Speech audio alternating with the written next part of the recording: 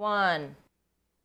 Hello, and welcome back to Continue Cooking with me, MonteCristo, my delightful wife, Susie. We have 4 recipes today. Wow. We're doing some Middle Eastern food. It will be kofta with beef and lamb, which is kind of a Middle Eastern / Mediterranean beef meatball. We will not be doing the kebabs because I don't have a grill. So we will just be doing the meatballs. There's many ways to cook this dish, so we will discuss those. We are going to be making hummus from scratch, which is very exciting, and I'm sure will be useful to many of you. We will be making tabbouleh, which is a Middle Eastern salad that uses a lot of parsley. We'll be making more of a Lebanese style one with a heavy parsley infusion. And we'll be making some tahini sauce as well for our kofta. And everything will be delicious. Will it? Yes. So we did a trial run of all of this last weekend because Atlas came over. That's right. Atlas was here. And yeah, it was one of those, you guys can be our guinea pigs and let us know how things are. But they said it was great, so. Yeah. But then again, I think Atlas is very easy to please in terms of food. No, I mean, it is really good, though. It was really good. These are great recipes. They're from the Mediterranean Dish, which is one of the preeminent websites on the interwebs for Mediterranean and Middle Eastern cooking. I really like these particular recipes, so I hope you enjoy them as well. We are going to start with the hummus and the tabbouleh because we should refrigerate those and make sure they're nice and cool by the time we eat them. So that's the start of today. The hummus is going to be a little bit different than what you guys have seen before because this is a recipe I actually had to start last night. So let me pull this up. We actually do need this camera on. So let me get the right angles. The right angles. Here we go. Would you like to see the angle that Monty has chosen? It's a right angle, not an acute angle. Aw, I like acute angles. Not those obtuse ones. Math jokes are funny. All right. Ta-da! Ta-da! Okay, so these are dried chickpeas. And the reason why they are in here is that they were soaked overnight and I've been simmering them for a couple of hours. You can use canned chickpeas for this, but we are not going to do that. The dried chickpeas, dried beans in general are going to be a significantly more pleasant experience. They have better texture, basically. So canned are easy. You can always use the canned. But for this, we're going to be using the dried chickpeas if you have them. Also, I'm in Korea, so I can't really get canned chickpeas. That's another factor. I can't get canned beans, and canned chickpeas are not really a thing. So here's a question for you guys, if anyone knows. Is the chick part in chickpeas actually like referring to chicken chicks, like baby chicks? Because in Korean, chickpeas are actually called 병아리콩, and 병아리 is the word for chicks. Like chicken chicks. Like chicken chicks. So, I don't know. So the first thing we're going to do, I have been simmering this for the past couple of hours, so it's good to go. At the end of our simmering process, what we're going to do is add 1.5 teaspoons of baking soda, and it's going to foam up a little bit. Ooh, this is a fun science project, sir. Yeah, and the reason why is we need to get the we need to get the skins off of the chickpeas because that's going to create a better texture.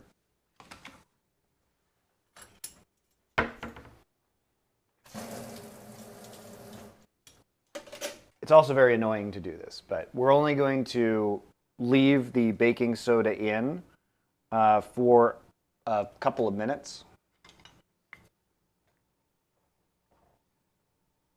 I'm just going to give this a stir to incorporate it a little bit.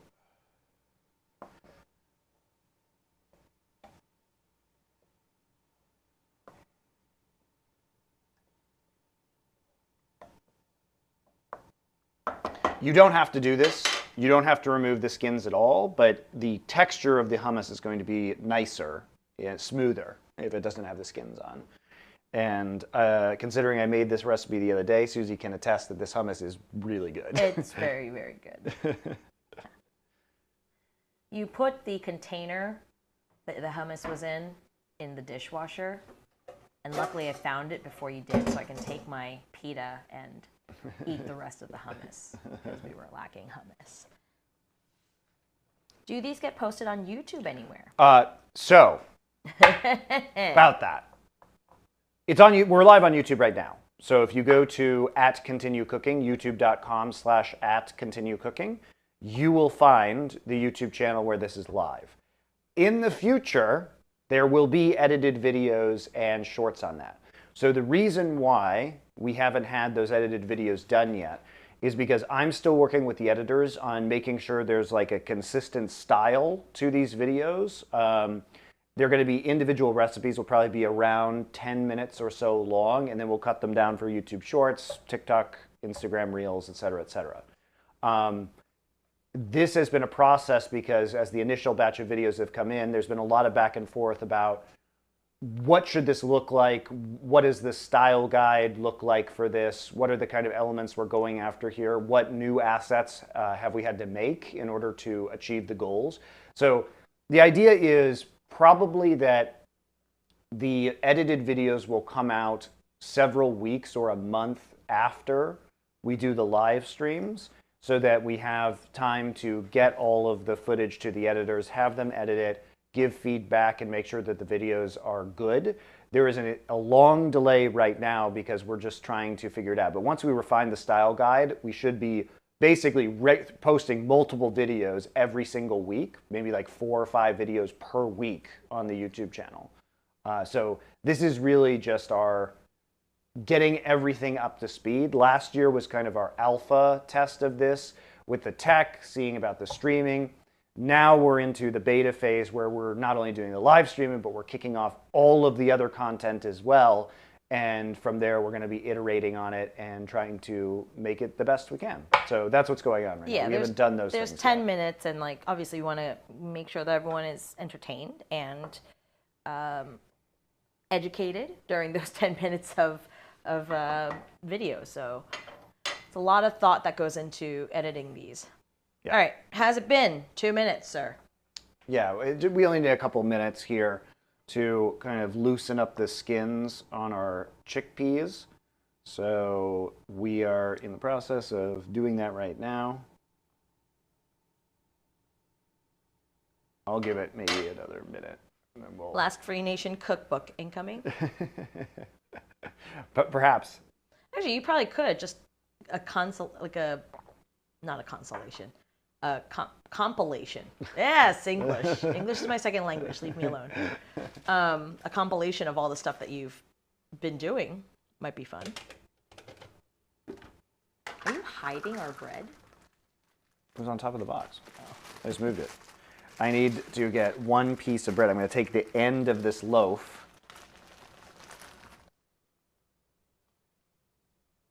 The end of this loaf. No, it's... The end of this loaf. Oh, you want to do it that way? Okay, fine. The end of this loaf, because I need a piece of toast for the kofta later, because it acts as a binder because we're not using breadcrumbs. We're just going to use a soggy piece of bread. Yum.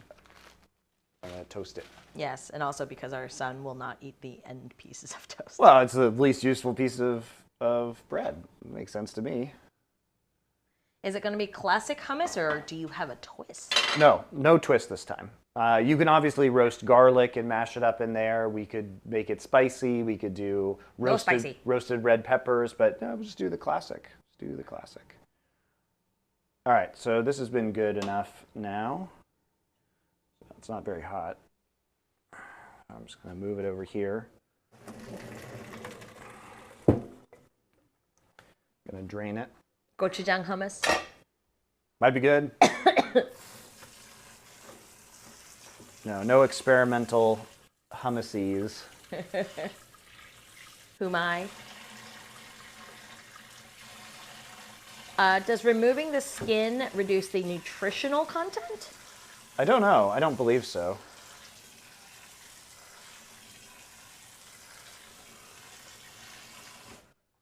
little bit. It's me, entertained and educated. Good. It me, very entertained. Good. That's what we aim for here. It me, very Mr. Entertain. How's it look? Fine, so I'm going to show you what these skins look like. So as you can see, partially off is this skin Pull back a little, yeah. of the chickpea here. So I get a better angle of it. Sorry, it's a little tricky. I'm on a little bit of a delay. So there are these thin, translucent skins, these membranes that surround the chickpea. And so they'll be pretty slippery, and when you take them off, the chickpea will feel kind of textured, but still smooth, which is nice. And so we want to get rid of all of these skins, or as many as we can. Do you want me to do this off camera? No, because I'm going to show you how to do it. Ooh. So if I recall, the other day when you were doing this, you were not having a good time. I was not having a good time, this is true. However... And I do have tiny little hands. That might be good for removing skin off tiny little peas. True.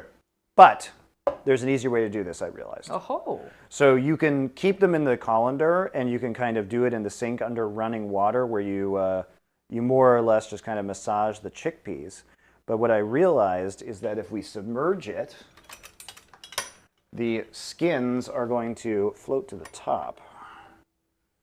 And so we can use a strainer here to just go ahead and strain skins. Whoa. We'll still have to massage them a little bit, but this is going to be a lot easier that the skins have kind of broken down. Straining and massaging. That's right.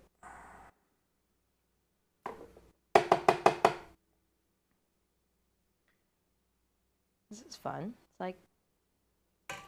Yeah, so I'm just using a fine mesh strainer to skim the skin fragments off the top. Just going to probably get rid of most of them right away. And then I think we can just kind of agitate the chickpeas. This is not going to be perfect. Like, it's not going to be ruined if you have some chickpea skins in there, as long as you get most of them off. He was peeling them one by one with his hands under a running sink. It was very annoying. And he was very not happy. I also have simmered these for longer. I think I simmered them for around an hour and a half last time, and this time I simmered them for a full 2 hours. And so the chickpeas themselves are disintegrating a bit more. You can see they're falling apart, but also the skins have loosened up significantly more. And it doesn't matter if the chickpeas fall apart, because we're going to be putting them in a food processor anyway and grinding them into a paste. So doesn't matter how atomized the chickpeas are. What matters is we can get these skins off. And this is a way less annoying way to Foo Pepper asks, have you tried not peeling? And just how much worse would it be with the skin on? It just changes the texture. You do not have to do this. Let's be clear. This is me being on my completionist hummus recipe. If you want to speed run this recipe, first off, you can just use canned chickpeas, right? You don't have to do it this way. This is the completionist 100% run of hummus.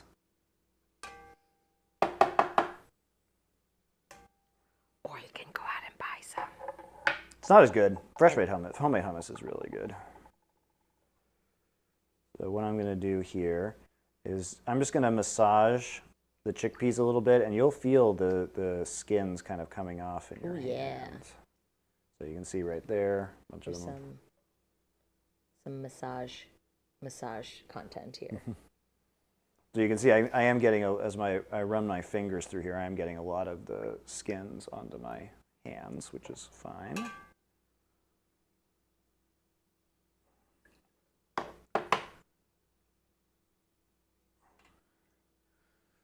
And we'll also just be straining these again, right? So we'll take a look and make sure that we've gotten most of the skins out. But yeah, see, we're getting a lot of the skins just falling off due to the simmering process. And as we agitate it, look at all that. See? Easy.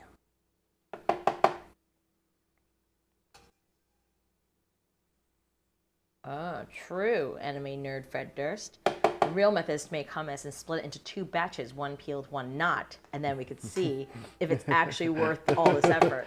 Not that much effort. What are you, in a rush? A rush for hummus.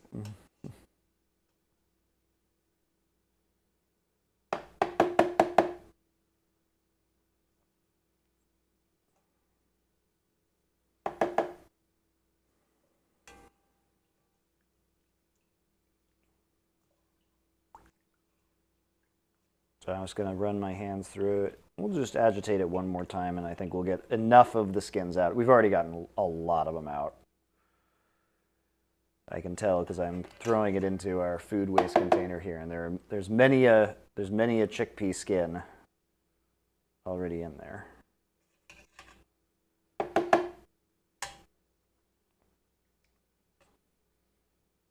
know, it's like washing rice. Just got to go through it a few times.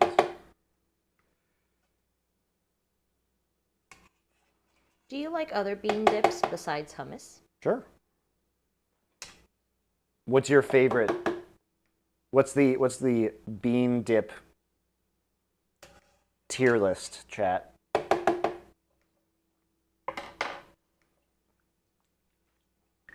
don't know. I'm trying to think, what other bean dips are there? I guess there's like refried bean dip for nachos. I can't think of any other bean dip. Tell me, chat, what other bean dips are there? Yeah. Zesty avocado bean dip? I don't think I've ever had that. What's an avocado bean? Is it an avocado bean or avocado with bean? Avocado with beans. Okay. I was like, what the heck is an There are going to be a avocado? lot of probably bean dips that are made with white beans.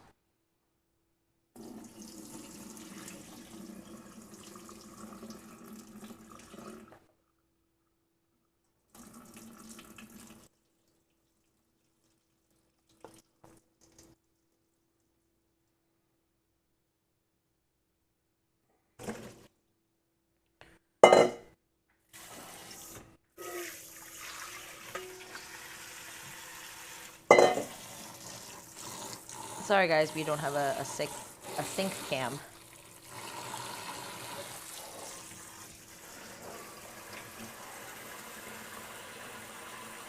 There are so many bean dips on Instagram Reels. I know because my favorite cooking Instagram is just a chef making fun of how bad they are. Is that the Chef Reacts? Because I'm a big fan of his. He's very funny. Pinto beans. Pinto beans are, that's what refried beans are Fava typically. bean dip. Sure. Ooh. Yeah, it makes sense. I didn't even.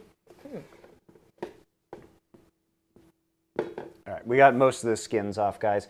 It's a little hard because these have been so simmered that what might look like skins in here are actually just pulverized chickpeas at this point in time.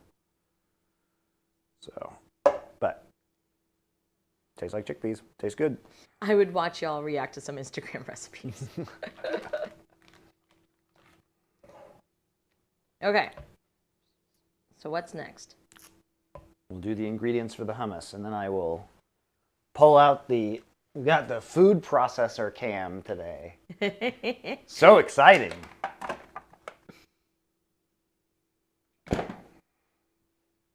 Monty keeps buying more and more things for the kitchen. When it's time for us to move out, we're just going to have to rent a crate and just ship everything back to the States.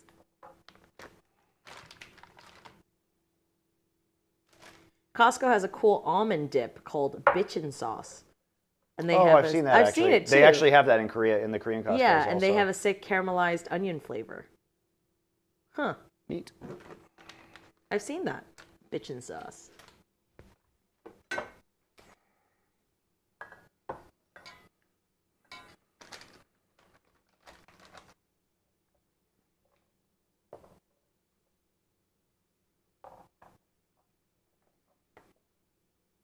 All right, you guys ready? Ingredient time. Ho! We're here. All right, here are the ingredients for our hummus. Super simple. You're going to get 3 cups of either dried or, sorry, let's try this again. You're going to get 3 cups of chickpeas. This is about 1 1/4 cups dried that has been rehydrated and simmered for a couple of hours. Or it's about 1 1/2 cans of canned chickpeas if you prefer doing that.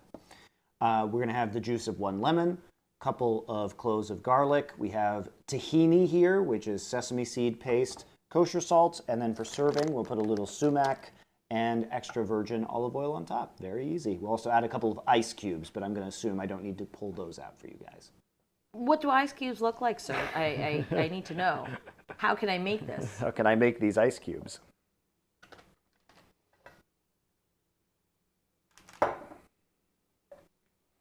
Okay. So, I have this food processor. Ta-da! Ta-da! Which is not an optimal viewing angle for you guys. How did you get this tahini? That's an Arabic brand. Oh my God!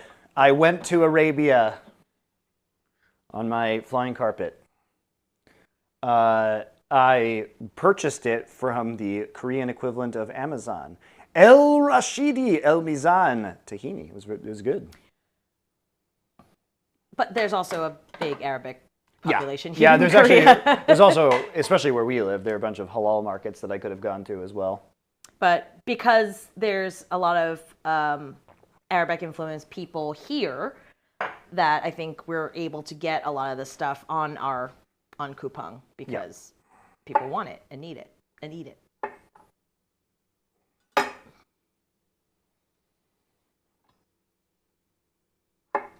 But there are just straight up halal markets around here. But I just ordered this online. I'm just going to mince these cloves of, actually I'm not going to mince them, I'm just going to thinly slice them because we're going to put them into the food processor anyway, so who cares. So 2 cloves of garlic. You can add more if you really love garlic, but remember this is not going to be cooked, so it's raw garlic, so it'll be quite potent in here. And we are going to add our chickpeas. 3 cups cooked / canned, which is, I used 1 1/4 cups. Actually, before I do this, I'm going to save, if you want to do this for the gram. Woo! I'm Ferret guy, thank you. Oh, thank you. Sub. Oh, thank you for your sub. Welcome back. I'm going to save some of the prettier whole chickpeas for the top of our hummus. Ooh. To add some visual interest.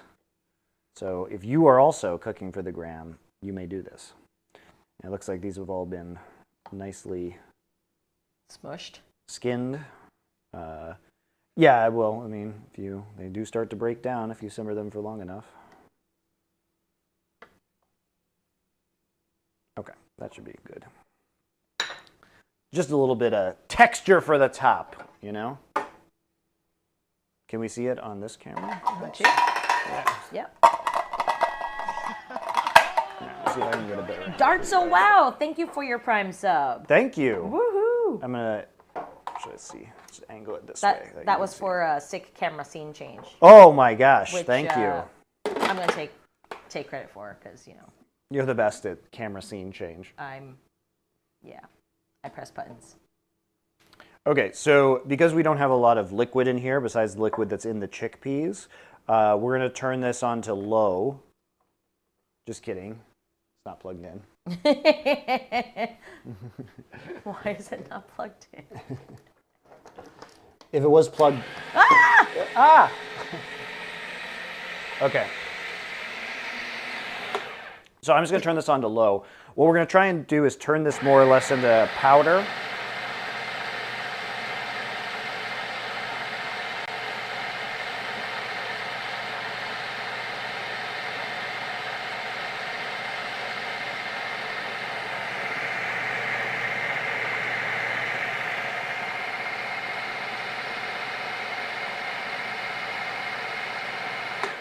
That's looking pretty powdery.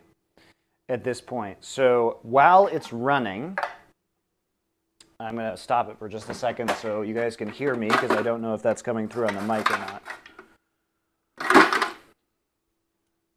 So while it's running, we're going to add a few more of these ingredients.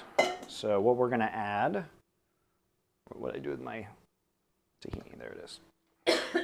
Have you ever tried making your own tahini? No, but you can. We could absolutely food process a bunch of sesame seeds and do that, because this is a pureed sesame seed paste. So we could do that ourselves, but we're not going to.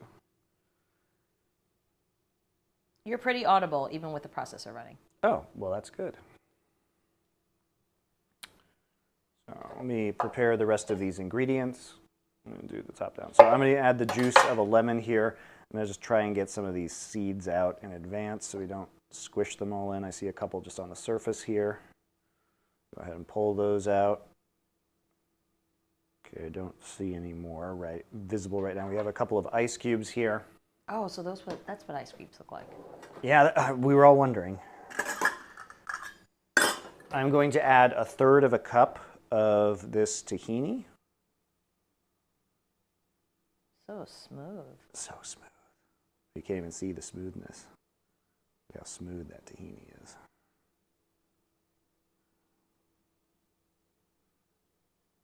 Okay, well, there's our 1/3 cup of tahini, which we'll leave here. I'll use the rest of this tahini and the tahini sauce later.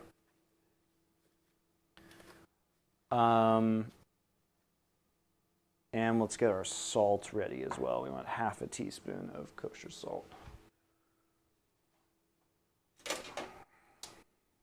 Did you get your ice from an Arabic country with your magic carpet? Oh, no, I flew my magic carpet to Antarctica. And actually harvested your own ice? Yep, out of the ice sheets. Okay. So we're going to set this to run again, and we're going to start introducing these ingredients. Now, you may be wondering, why am I putting ice in the hummus? And what this does is it's going to aerate it, interestingly. So it's going to create a lighter texture instead of a thicker texture as we put it in. So that's a fun trick.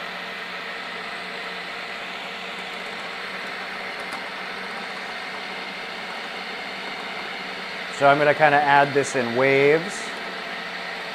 Probably add 1/2 the tahini now. Chuck the salt in.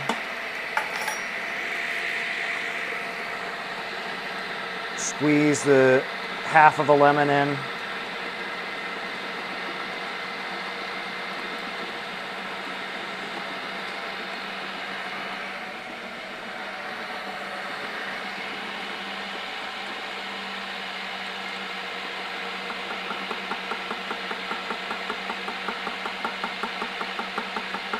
Add the rest of the tahini.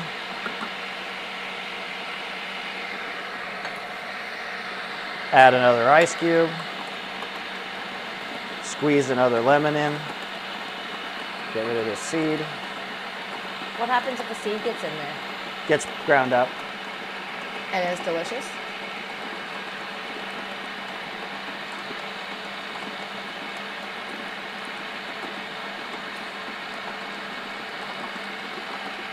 Oh, it smells great.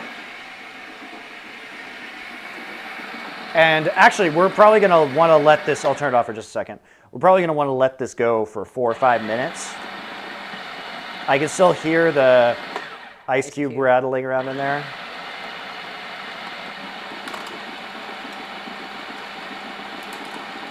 It's getting chopped up now. I don't know if you guys can hear that.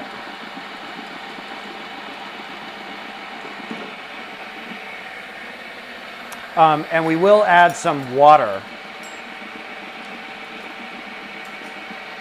So you can add I'll stop this again. You can add cold water to this, a tablespoon at a time. And what we're going to do is try and get the consistency we want, which honestly, there was quite a bit of water in the chickpeas. So the consistency is okay. It's a little bit grainy right now, partially because we haven't food processed it enough. But it's still not super smooth. So I'm going to add a tablespoon of water. Stop jumping around.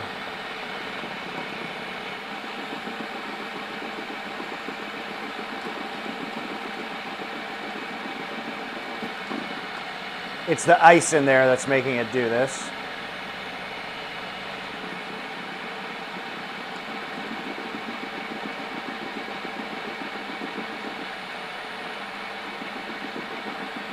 But that's fine, it's just all going to break up. I'm going to add another tablespoon of water now. I think that's probably all we'll need. If we need any more, it'll just be 1 or 2 tablespoons more.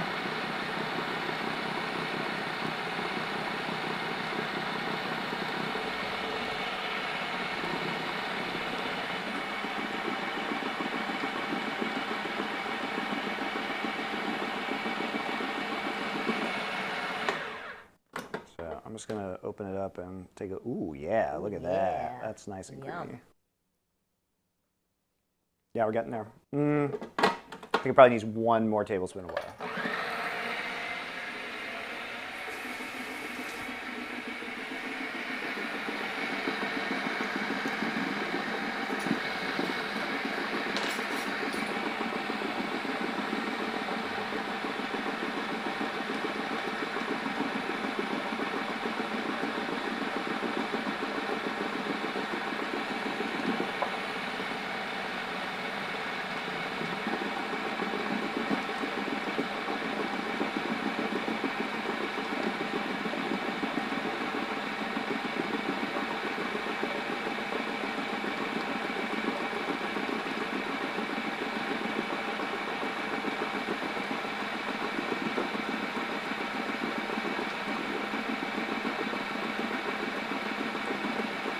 Yum. I have no commentary. Chat is right now talking about the lack of the helium crisis. We're actually in a deep conversation. The lack of what? The helium crisis, how we're running out of helium. Oh, no. Well, luckily we don't need any helium today.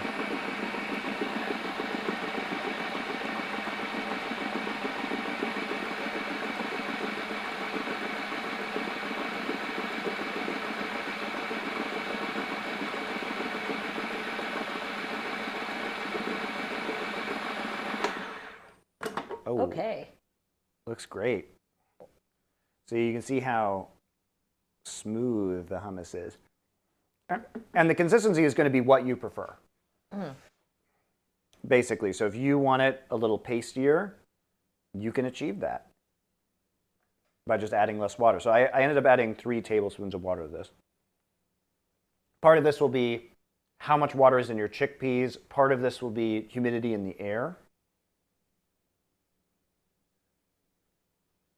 It tastes really good. Super fresh. And you guys can see here.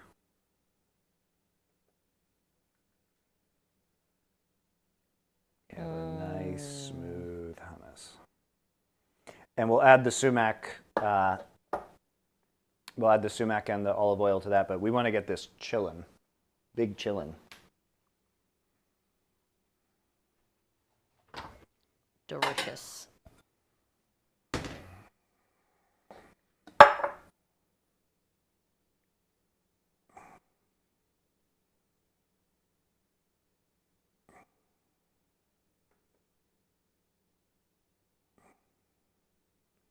I'm not going to put it all in there. I'm just going to put enough in there. Why not? I don't want to scrape it out right now. We've got to move on to other things, Susie Kim. Okay. It's not going to go bad, don't you worry. See, if you had helium, you can chill it in no time.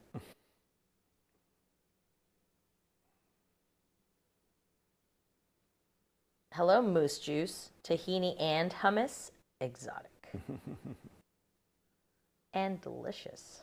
Moose juice? Where's goose juice? Moose juice is this person's username. I know. Where's goose juice? moose juice and goose juice. But if a moose drinks some goose juice. No, if a moose drinks goose juice. the juices of gooses. And This is the Dr. goose Seuss, drinks- guys. We only know it because we have kids.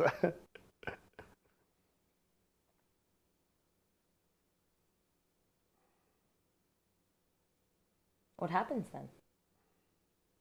Do you have it They memorized? fall out of bed screaming screams. Oh my gosh. Do you have it memorized? Yes.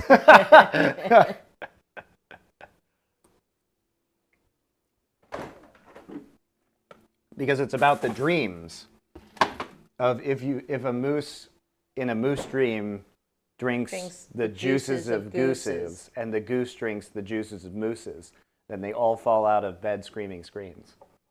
So never drink in your dreams.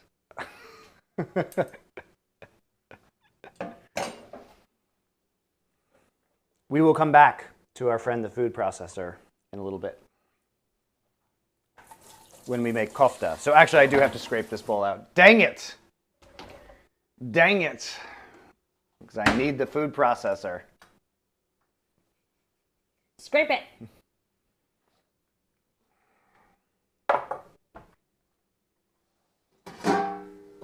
That is a mighty fine hummus though.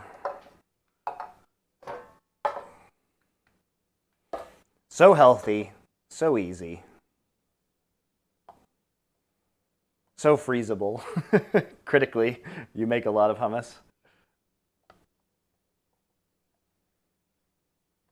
But hummus is good on so many things.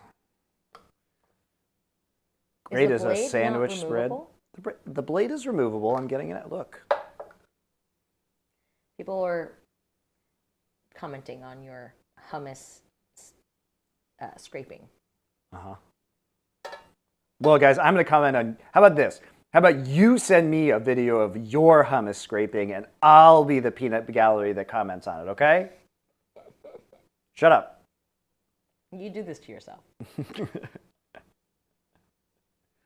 You don't like it? Go to another hummus stream. There isn't one. You're stuck with this one. You're stuck with this hummus stream. Jerks.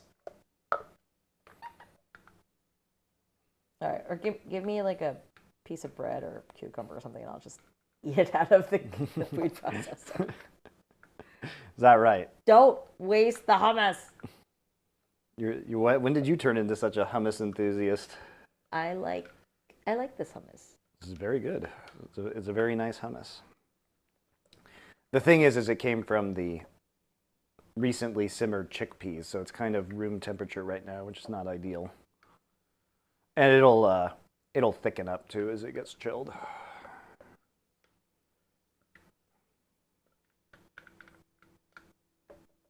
A few of the things we're making today are just a lot better cold. The tabbouleh salad, the hummus, not the kofta. Oh, the kofta's fine cold, actually.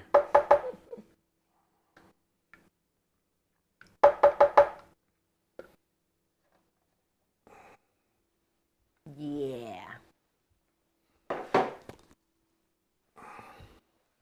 Ugh. I'm just gonna grab a cucumber from the fridge. You're gonna eat a whole cucumber right now? Yep. Okay. I like how you pick the most annoying and crunchy foods to eat on stream with your mic on. You should have thought of that before making it. We only have 2 cucumbers left. That's fine, you can have one. It's actually not true that we only have 2 cucumbers left. It's just that what's true is that there's 2 cucumbers in that bag. Oh. Do you have another bag of cucumbers? I have cucumber. Oh my God. That I already pulled out. Let me rinse this cucumber so I can eat it.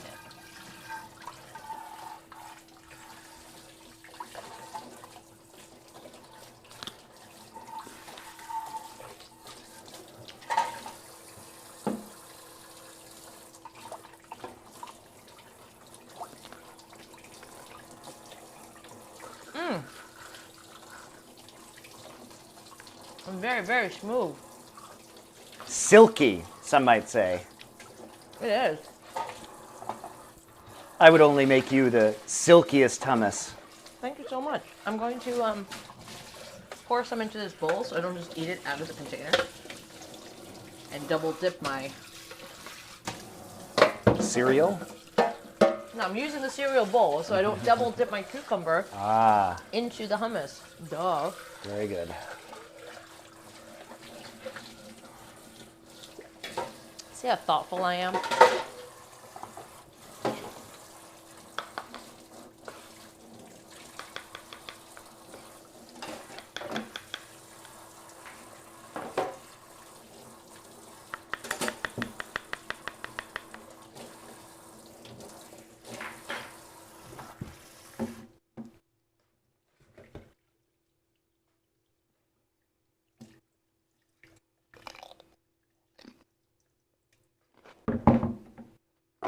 All right, so what's next on the list?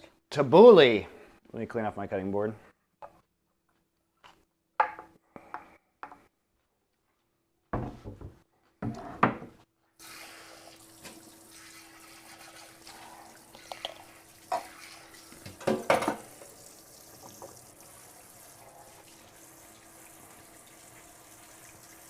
This hummus isn't as salty as the one from the other day. Do you know why that is? Less salt? Do you remember what happened to the hummus the other day after I made it? No. I added some MSG salt to it. Nice. So here, if you would like it saltier, here's some MSG salt that you may stir into your bowl. It only has half a teaspoon of kosher salt in that whole thing, so you can also add some salt if you want. And just stir in some table salt, or in my case, table salt with MSG.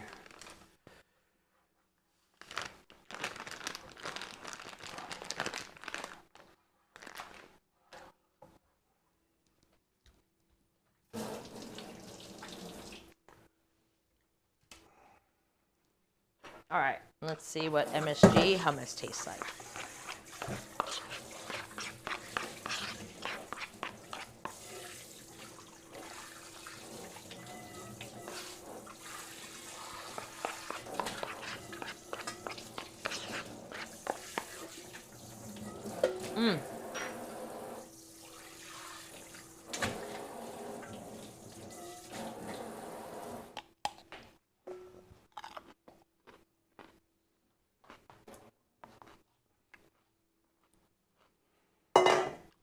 Okay.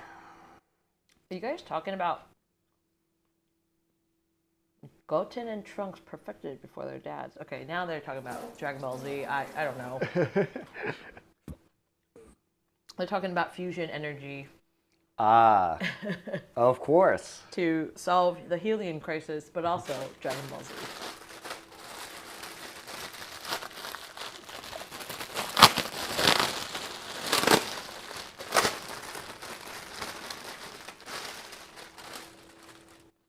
Hope you guys like parsley.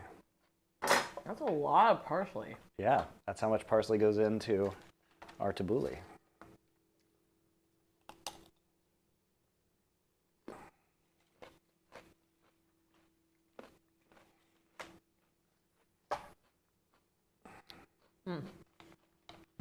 MSG just hits the spot. It's good, right?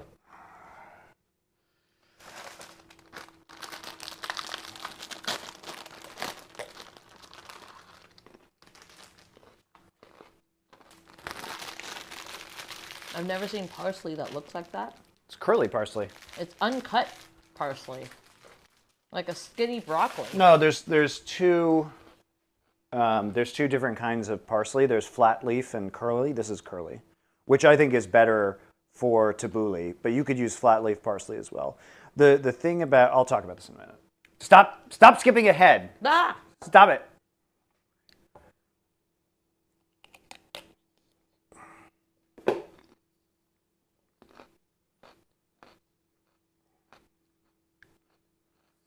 All right. We are ready. Put this over here.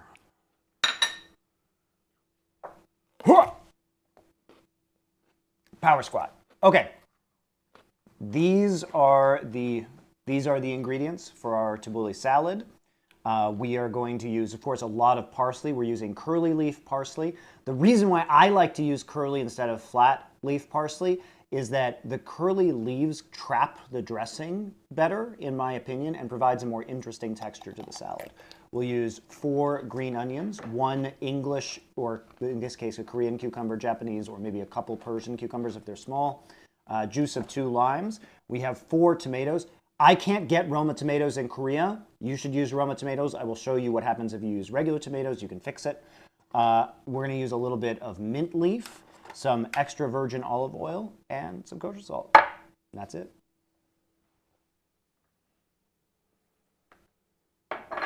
Oh no, I forgot something. Uh-oh. I forgot, of course, we have to have the fine bulgur. This is critical. How could I forget this? We're going to deal with that first.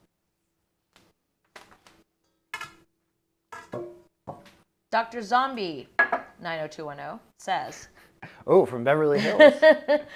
I'm a degenerate that really doesn't cook, but I like watching Monty cook. Maybe one day I will be inspired. Well, you're a zombie, so I don't have any brains recipes for you. What kind of medicine do you practice in Beverly Hills? Brains, apparently. Not sure there are brains in Beverly Hills.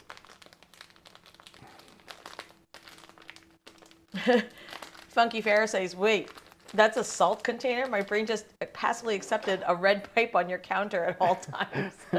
This is a salt pig. So it's very useful because it's really easy to grab salt out of.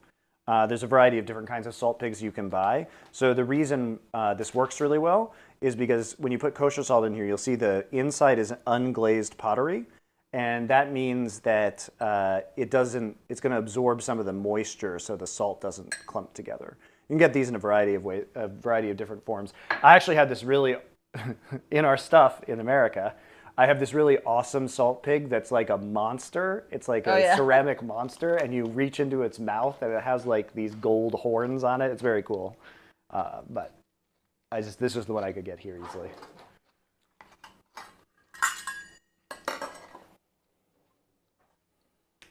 So first things first, we're going to use half a cup of bulgur wheat, fine bulgur wheat. And this is really healthy, whole grain, very high protein. This is good stuff. So half a cup of the bulgur wheat.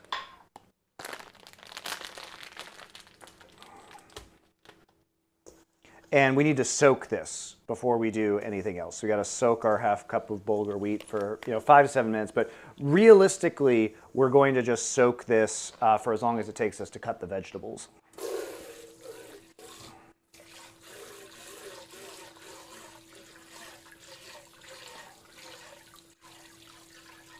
Oh, Dr. Zombie says he does make a sweet grilled cheese and tomato soup. So, hey, that's... Hopefully you use mayonnaise on the outside of your grilled cheese and make it in the preferable way. Mm-hmm. And you're not some kind of butter on the outside heathen. The correct way to make a grilled cheese sandwich, guys, is butter goes on the inside next to the cheese, and mayonnaise goes on the outside.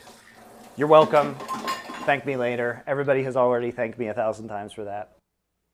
But are 1,000 thank yous enough for that tip? Probably not. Gilmore the Same says, hey Monty, how are you doing? You used to love your OGN commentary. Oh, so you don't like it anymore? No. Well, thank you for at one time liking it.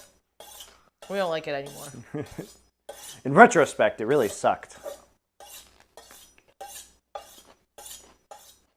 So I'm gonna hone my knife a little bit. Because we got to cut tomatoes. Okay, so tomatoes. Use Roma tomatoes if you have access to them. Roma tomatoes are meatier. They're better for salads. Use them for pico de gallo. They're better for sauces a lot of time because they introduce less water and they don't have quite as many seeds. I can't get Roma tomatoes. I live in Korea. I've tried. But what I can do is buy boxes of regular tomatoes from Costco. You can use regular tomatoes. There's just going to be some extra steps to this. I use these for pico de gallo here as well. The problem is as you can see, there's going to be lots of seeds in the middle, right? Huge amounts of seeds. So the way I'm going to deal with this problem today is I'm going to core the tomatoes like this. right? So we get rid of the stems. I am then going to cut them in half. And at this point in time, I'm going to take them to the sink and I'm going to scrape out all of these membranes. And I will show you, I'm just going to deal with all of the tomatoes at the same time so I can do this all at once. But I will show you what that looks like. And by removing the seeds, we're going to be left with only the meaty parts of the tomato. And that's what we want because we don't want this to turn into like some kind of watery mess. And we don't need the seeds for any reason. I've run out of cucumber. But have you run out of hummus? What was your verdict on the hummus? It's yummy. 10 out of 10. Would hummus again. I'll add cayenne pepper to it next time. No!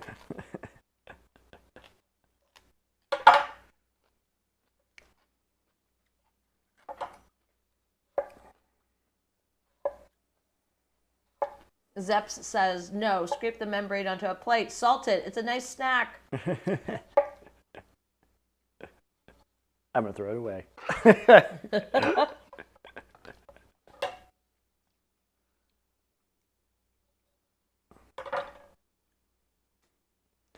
Okay. So I will show you onto a plate what this process looks like, just so you can see it. This is honestly useful even with Roma tomatoes if you're being a perfectionist. So basically, you know, we have this problem here where we just have a lot of seeds. And so we can take out all of these seeds. And the reason why I wash them is to get rid of some of the additional seeds in here.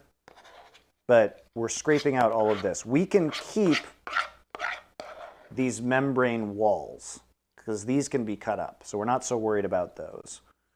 But we do need to cut these tomatoes into very small, even pieces for us to have a nice texture salad. But what I'm going to do is basically just get rid of all of these membranes, which I guess I can just do here. And then I'll rinse them out. I've run out of hummus as well. Life's hard. It is. You haven't. There's another tub of hummus beside you. I know. So you can see we're getting rid of a lot of the water content as part of this process. Sliced tomato with salt is a really good snack, though. Ugh. When I was young, I used to hate tomatoes. Me too. Obviously, I like tomato sauce and tomato pizza, but it was a texture thing for me. My mom loved raw tomatoes, like sliced raw tomatoes. Yeah.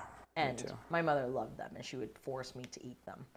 And the thing is, I used to, when we lived in a house, I would be like, okay, and literally just like the movies, I would take the tomatoes and hide them, and then go to the bathroom, and then either flush them down the toilet or throw them out the window.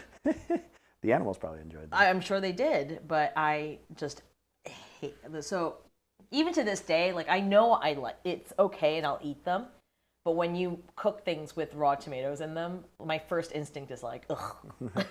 I was the same way as a kid. It was like one of the very few things I didn't like. But here's the thing about tomatoes, is they're like one of the most variable foods in terms of quality. Fresh tomatoes are one of the most delicious things ever. But grocery store tomatoes are such mixed bag in terms of quality because they pick them before they're ripe, so they don't ripen on the vine, which really makes a big deal. But so it's fine. It's going to be fine in this grocery store tomatoes for the most part, but really fresh tomatoes are so good. Homegrown tomatoes are amazing. It's probably like the biggest. Tomatoes have one of the highest ceilings and lowest floors of any food. I like little cherry tomatoes. I like it when the tomatoes are sweet. I don't. Yeah, but I mean, real tomatoes are very sweet. Yeah.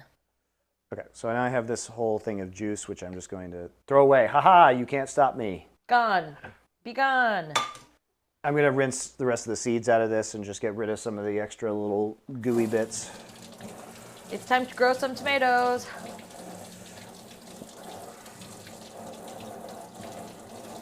One of the biggest obstacles to enjoying produce is being able to pick out a good one from the grocery store.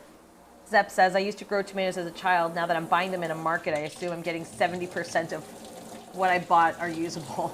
Oh. Yeah, I mean, the grocery store tomatoes they just don't compare, unfortunately. Because tomatoes are just one of those, and the reason it's not like malicious or anything like that. The reason why they have to pick them before they're ripe and then ripen them later with gas is that they just don't have a very long shelf life when they're fresh, when they're very ripe. So in order to get them to the market and have them last and be edible, that's just kind of the solution that they've had. But that's why getting heirloom tomatoes from your farmer's market is going to be a much better experience. Stuffed baked tomatoes are quite yum.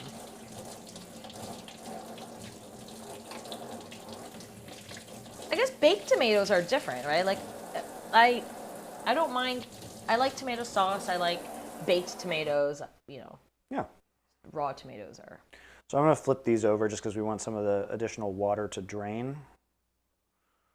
If you're not doing this step even with Roma tomatoes, you may want to put these tomatoes into a colander in a bowl so that they lose some of the water out of it. We won't have to do that because these tomatoes, I promise you, do not have very much water in them anymore. So what I'm going to do is I'm going to cut it like this. So I'm going to cut the kind of inner membranes out so that I have these like meaty pieces.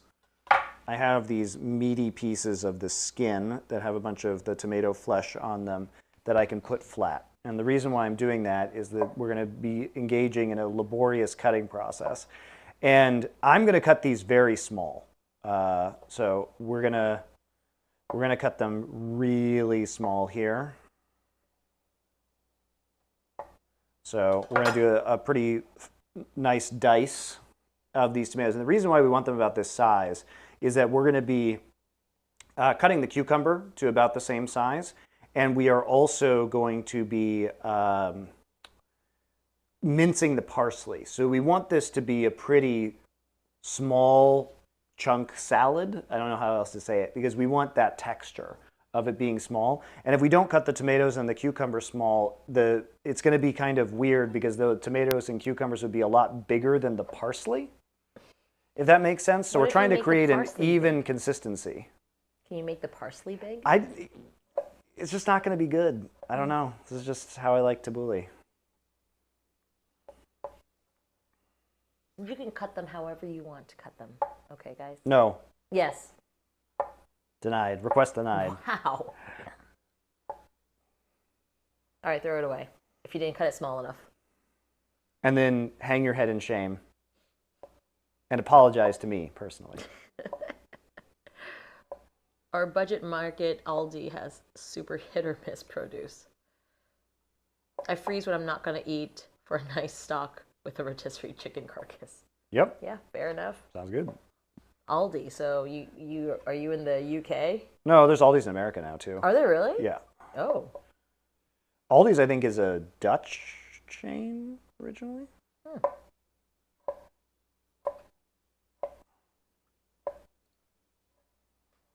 I think they have Aldi's on the East Coast of the United States now. Can I turn off the AC? No. Because it's going to get hot in here. Because I'm going to start cooking kofta. Fine. Isn't Aldi German? Okay, now... Is it German? I don't know. Time to Google. It's Northern European. Why are you Googling? Just make them do it. Essen, Germany. Oh, guess it is German. There you go. Founded in Essen, Germany.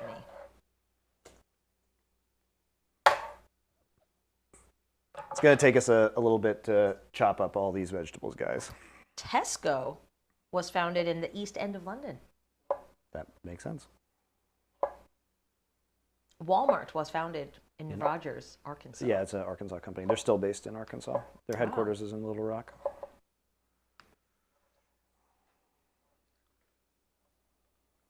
If you flip the tomatoes when cutting, you won't crush the meat when the slice doesn't work out. Oh, I'm not having that issue, but yeah, sure. The slice is working out. Oh, good. My knife is sharp and I honed it. So if you don't have this membrane, you don't have to do this step of like cutting it out. Some of the quarters that I have are not going to have that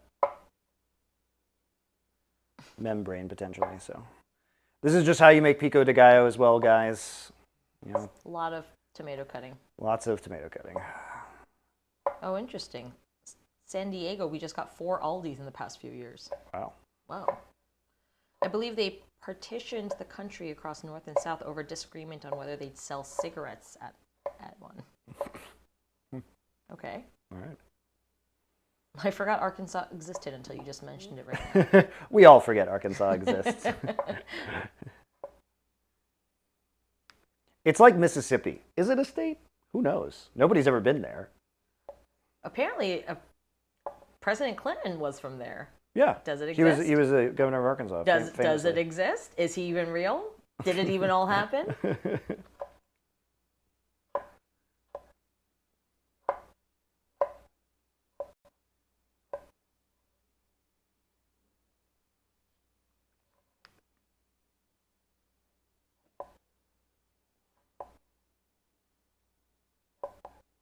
To be fair, you have so many states, it's hard to remember them all.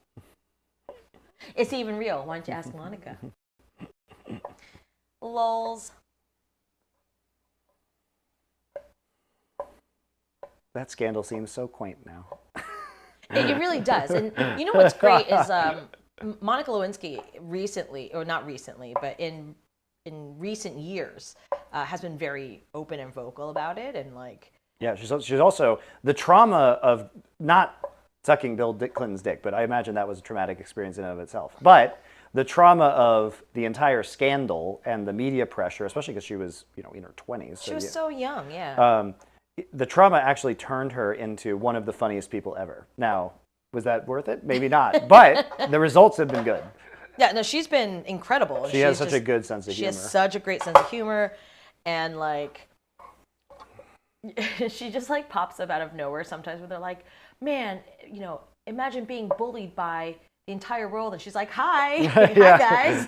But she has been a good advocate for, people who are under those media circuses unfairly.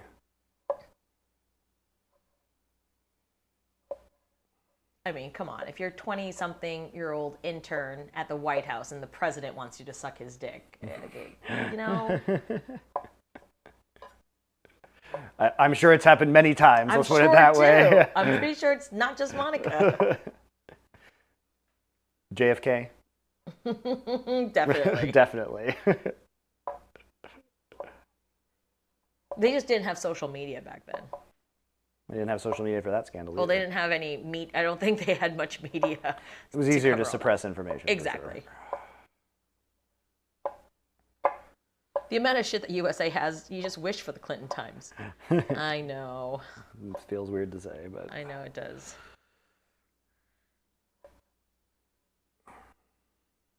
Yeah, the documentary we just finished watching, on the Cold War? The Turning Point on Netflix. That was incredible, it was really actually. Good. Very, very well made. Yeah, if you guys have a chance to watch that. Like, it was very interesting to see how the Cold War has really connected each of the presidencies and how it affects us today and the relationships throughout the world, really.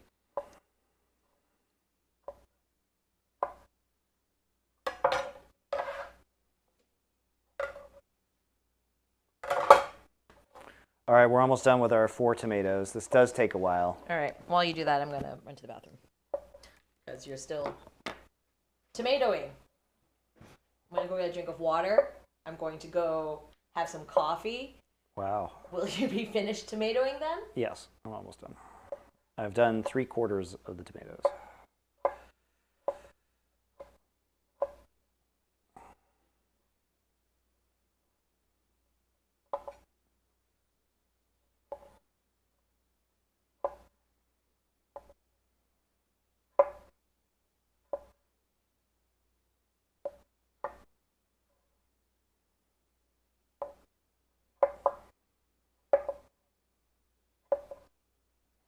You can use a serrated knife for this if your knife isn't sharp enough. Like, you want to be very gentle as you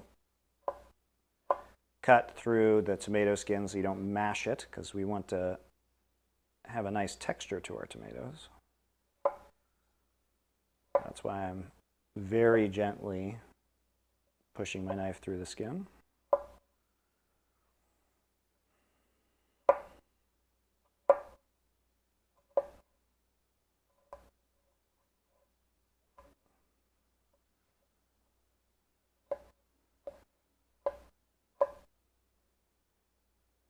Last one.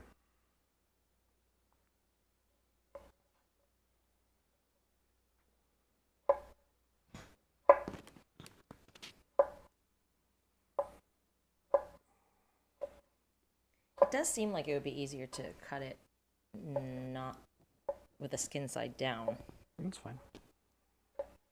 I like to do it this way so I know the pressure that's being applied to the skin side. That's fine. We got a lot of good-looking tomatoes that are not crushed. So nicely chopped. Now, we'll do the same for our cucumber. I'm going to chop this too. We want it to get approximately the same size as the tomato. In this case, I'm using a Korean cucumber, which does not have a lot of seeds to it. As you can see here, there's not a lot of seeds. It's pretty meaty, so we don't really have to worry about that. If you're using a regular American-style cucumber, you will want to seed this first so that you're not introducing a bunch of water that's going to dilute the dressing when we put it into the salad. Har, har, har. Those tomatoes look dicey. So I'm going to cut this into quarters, and then I'm going to go ahead and chop this. Oh, right. Hold on. I need to stop recording for a moment.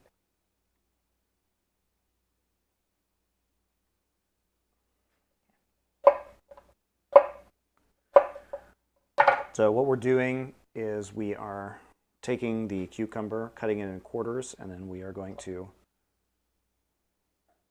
Pop them in your mouth? chop it. Yep. There you go. And these are a little bit bigger than the tomatoes, but this is the fattest part of the cucumber as well.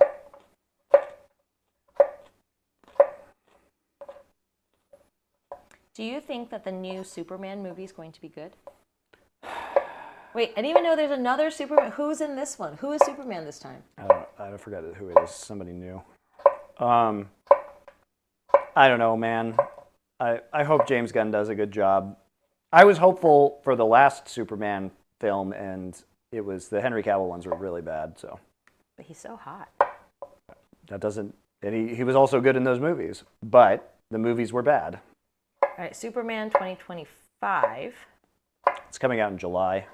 Who is this guy? I will have to see it, no doubt, for Nerd Legion. So, David Horsensweat. Hornsweat? Who are you? Nathan Fillion's in it, though. And so is Nicholas Hoult. yes, Nicholas Hoult is Lex Luthor. Lex Luthor. That's So- kind of fun. Interesting casting choice.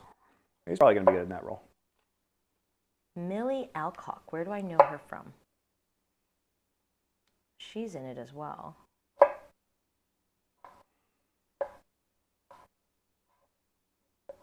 The thing is, the original Superman movies with Christopher Reeves are pretty good.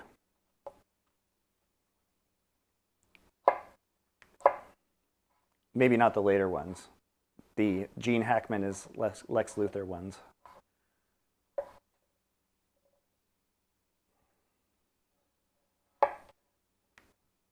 They're all the same to me.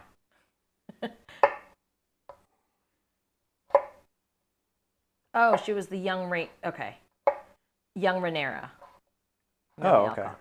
Yeah, so she's in this.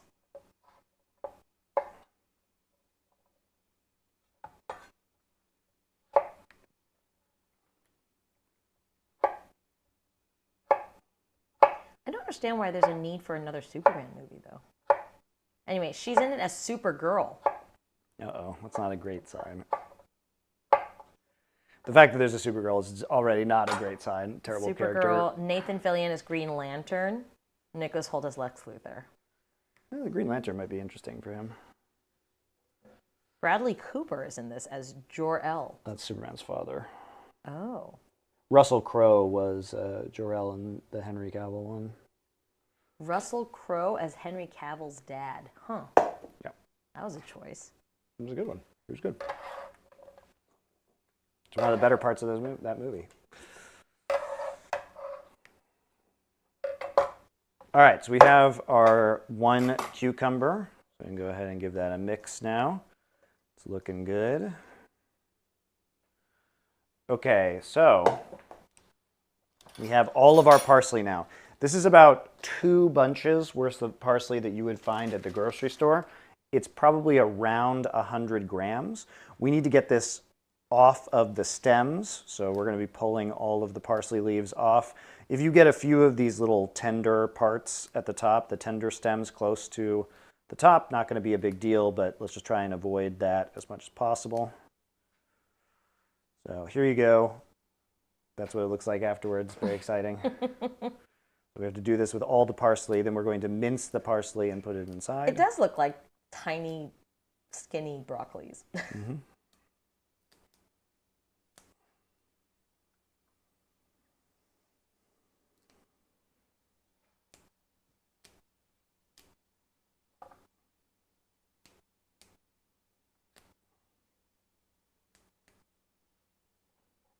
What I like about tabbouleh, and this is going to be a more parsley-heavy tabbouleh. Different places in the Middle East have different versions of tabbouleh. This one is more Lebanese or Syrian in that it is very heavy with parsley. But one of the delightful things about Middle Eastern cuisine in general and Iranian cuisine is the amount of fresh herbs. It's really healthy. I was going to say, we haven't really, minus the kofta, you haven't actually cooked anything. It's just a... Yeah, I mean, I kind of simmered the chickpeas, but a lot of this is part of a meze, which is the kind of Middle Eastern pre-meal. You know, they'll set out a bunch of platters with finger foods. Yeah, but it's nice and cool and fresh, like you said. Yeah, very cool and fresh. Very summery. You know, very refreshing.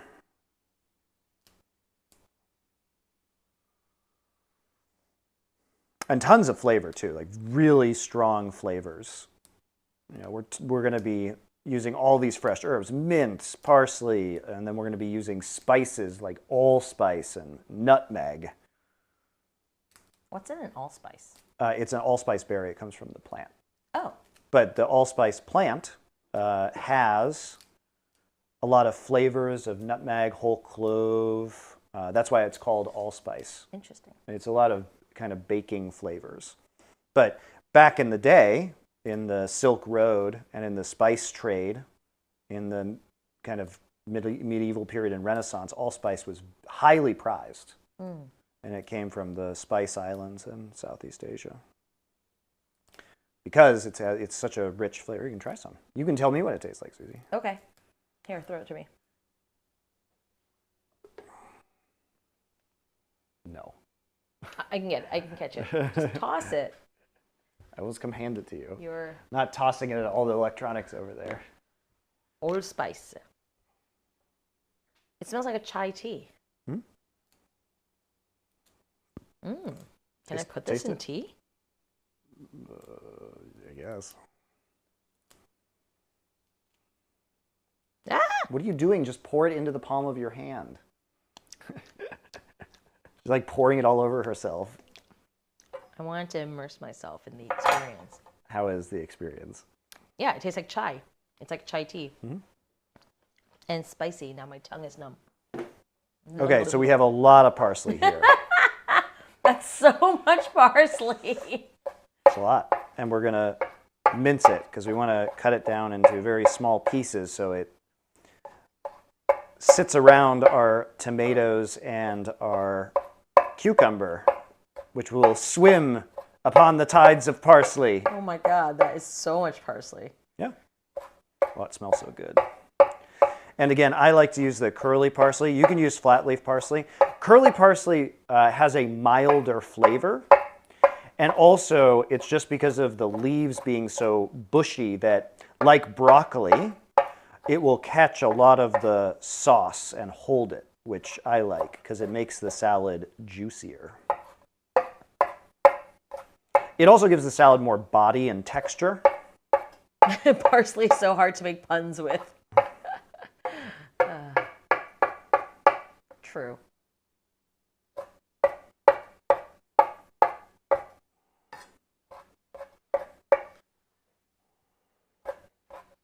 Wow.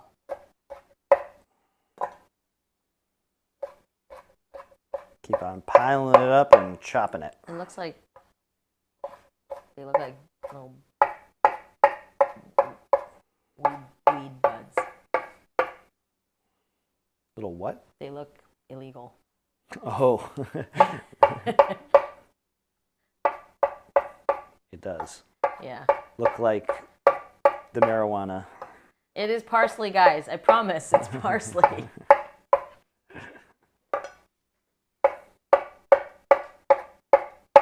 That parsley looks on par. Some wordplay is harder to parse than others. Yeah, I guess parsley is kind of hard to... Quick, dad joke. Parsley, go. I don't know. So we're going to cut it. This is probably a good size for it to be. So nice and chopped into small pieces now. Parsley clearly not being used sparsely. There you go. There you go. That's Nailed a great it. one. Putting all this parsley in our bowl, as you can see here. And now that it's minced pretty small, it'll start to cover our tomato and cucumber and disperse nicely throughout the salad. That's all looking great.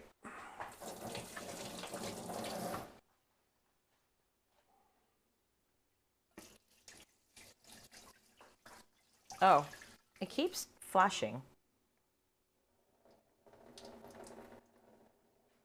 Restart Weird. it. Restart it. I did.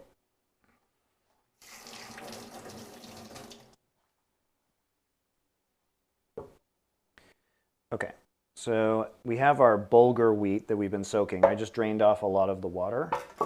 It's softened up now, and you do have to do this because otherwise it's going to be hard little bulgur pellets. And now it is nice and moist. It's like a pretty fine couscous almost, if you look at it. So what I'm doing is I'm squeezing the water out of it because, again, we don't want extra water content in there. So I'm just going to go ahead and squeeze our bulgur wheat. And this is going to give a nice kind of earthy flavor. And it's going to make it heartier and also just really healthy because this bulgur wheat is super good for you. It's used in a lot of Turkish cuisine as well. And it can be added to kofta also in order to act as a filler or a binder with the meat. We're not going to do that today. When I get tabbouleh at the Subway-style fast food chain Meze, the chunks of everything you cut up is like 1/5 the size. Which one is closer to authentic? I think it just depends on how you want to do it. Maybe they give you 1/5 the size because they don't. I mean, you can cut it up really fine in a food processor if you want, but this is kind of the consistency that I like it, which is a little bit chunkier. The reason probably why it's smaller, if I had to guess, is that they are using food processors to But do why it. is your wheat vulgar? It's my vulgar wheat. What is it called? Bulgur. Bulgur? Bulgur wheat. Like vulgar, but with a B? Yep. So I'm just squeezing out all the water. And the good thing about this bulgur wheat is that it also absorbs the dressing of the salad. So they become very little flavorful morsels.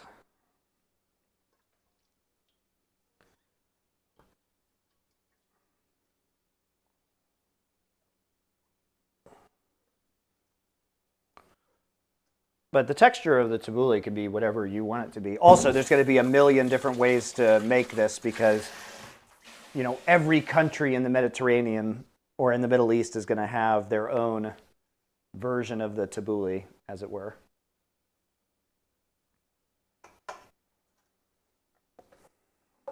So now we're going to use 4 of these green onions, and we're going to thinly slice these. Oh, come on. Okay, that's not good.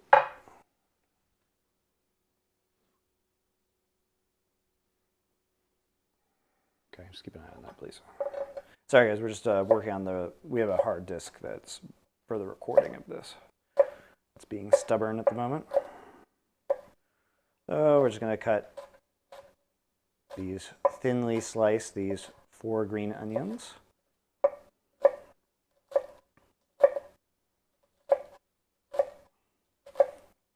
Again, you want this just to disperse evenly throughout your tabbouleh.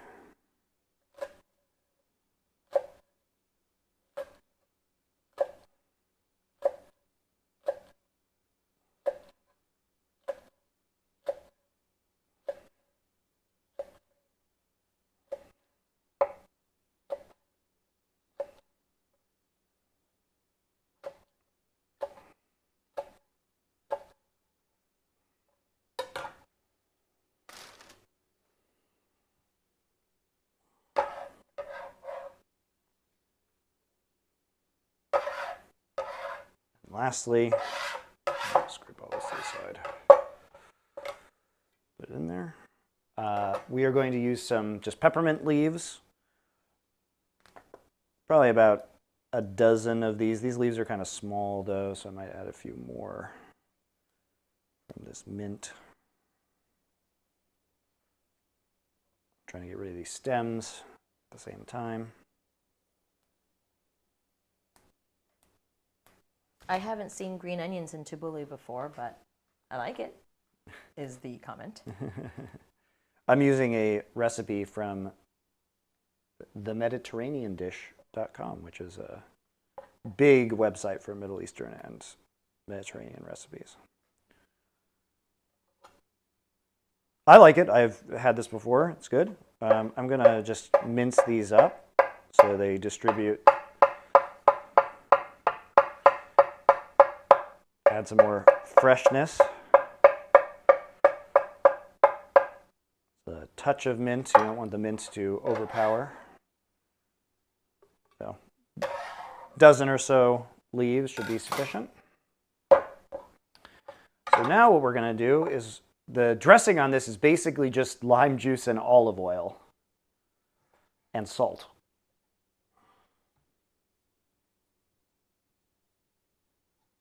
So I'm going to add the salt in first.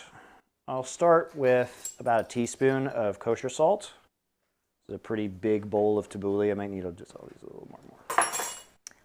Do you or Monty have any cooking website recommendations outside of Julia Child's cookbook and America's Test Kitchen? I don't have many I trust. New York Times cooking app is very good. They have a huge library of stuff. I typically use a combination of New York Times cooking, America's Test Kitchen, and then specialty sites for regional cuisines like this, the Mediterranean dish.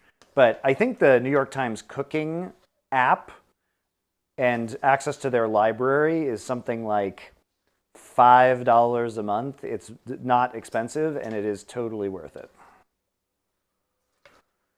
Susie, what's your favorite film in the foreplay Monty has put out over its run? I mean, I want to say I probably watch like 90% of the movies with you, right? Yep. You've liked many of them. I've liked a lot of them. And Monty and I, you know, after the movie, we'll discuss it. And then oftentimes when he's recording his show, I can hear him, you know, talk to Richard and Thorne about the stuff that we had discussed ourselves. So or I say, this is what you thought of it. Yeah, I'm like your sounding board. You just kind of, yeah. So I'm going to add 3 to 4 tablespoons of lime juice. In practice, there's about 2 tablespoons of lime juice typically per lime. So I'm going to add 2 whole limes to this.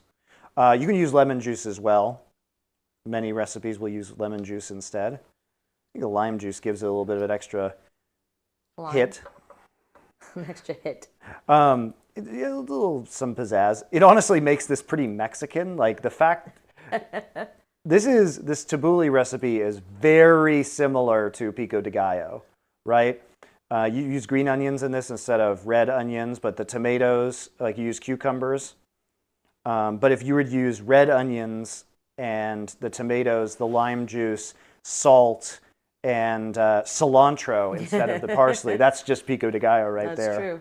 That's true. So it's pretty similar. So it's The Beast Must Die. It's The Beast Must Die. I don't know if you watched that one. That's like one of the earlier ones, right? Wasn't that? Was that from which about a year arc was ago? that? The Spit Roast arc. I think you didn't watch a bunch of the Spit Roast ones because they were just actually bad. There's a lot of times where he'll start making me watch something and I just fall asleep in it. The Beast Must Die was the werewolf murder mystery one. I'm not sure. No, I think I watched Did the you watch start of that it. one? I think I watched the start of it And then fell before I asleep? passed out. Funky Pharaoh says on the New York Times app, there's a really good bolognese recipe called Marcella Hazen's bolognese. Marcella Hazan. Yes, she's a famous Marcella Italian. Hazan. There you Yes, I will do that one. That is an all-time classic. Not just New York Times. Like that recipe is like the definitive American bolognese. So I'm going to add 3 to 4 tablespoons of. I'll add 3.5 tablespoons of the olive oil here. Jordan says, tabbouleh, I eat this all the time with tuna and chips. Oh, I got some in the fridge right now. It's really healthy, guys. Like it's about as healthy as it gets. I mean, it's fresh veggies, herbs, olive oil, the whole grains, protein. This stuff is very, very good for you. I took a 4-plate break. What you didn't even answer the question about what your favorite movie was, though. I don't know. I don't know. Field of Dreams. Field of Dreams. It was not Field of Dreams. It's the only thing I can remember right now. I did not watch Gladiator 2 with you. That was horrible. But I did watch Gladiator 1. Which is good. Which was fun. So one of the times we watched it was in LA. We went to a drive-in theater and we had taken Max with us. He was 2. I know, but his name is Maximus. Yeah. And so we're watching this in the car, and when they start chanting Maximus, he was like, "Oh, that's me! Like that's my name!" And he was so excited. So that's what I remember from Gladiator. I throw in a little mustard sometimes or kimchi. Yeah, kimchi would be good.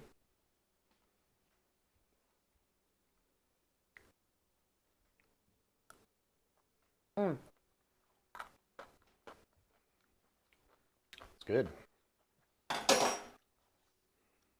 That's a lot of parsley. It's a lot of deliciousness. It is delicious.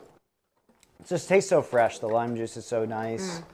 It's very summery. That's why I wanted to do the Middle Eastern Mediterranean food, was now that we're getting into summer, I thought it'd be fun to have some of these recipes. This is going to be better as it sits for a little bit. You know, a lot of salads, it's not like, oh yeah, this is better the next day. This is one of those things that's better the next day because the flavors really start to meld. You want to chill it. You know, the bulgur wheat is going to absorb a lot of the flavor of the lime juice and the salt. And so it's going to be, in my opinion, more delicious on subsequent days.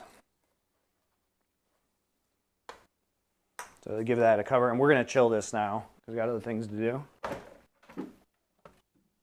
They said, looks great.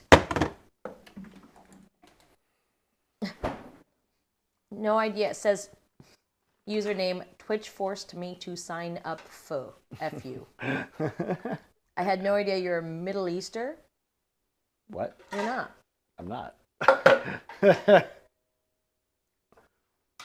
You know, it is possible to like foods without having, yes. without being from places. Yes, the time between Jesus dying and then writing a book, Middle Easter.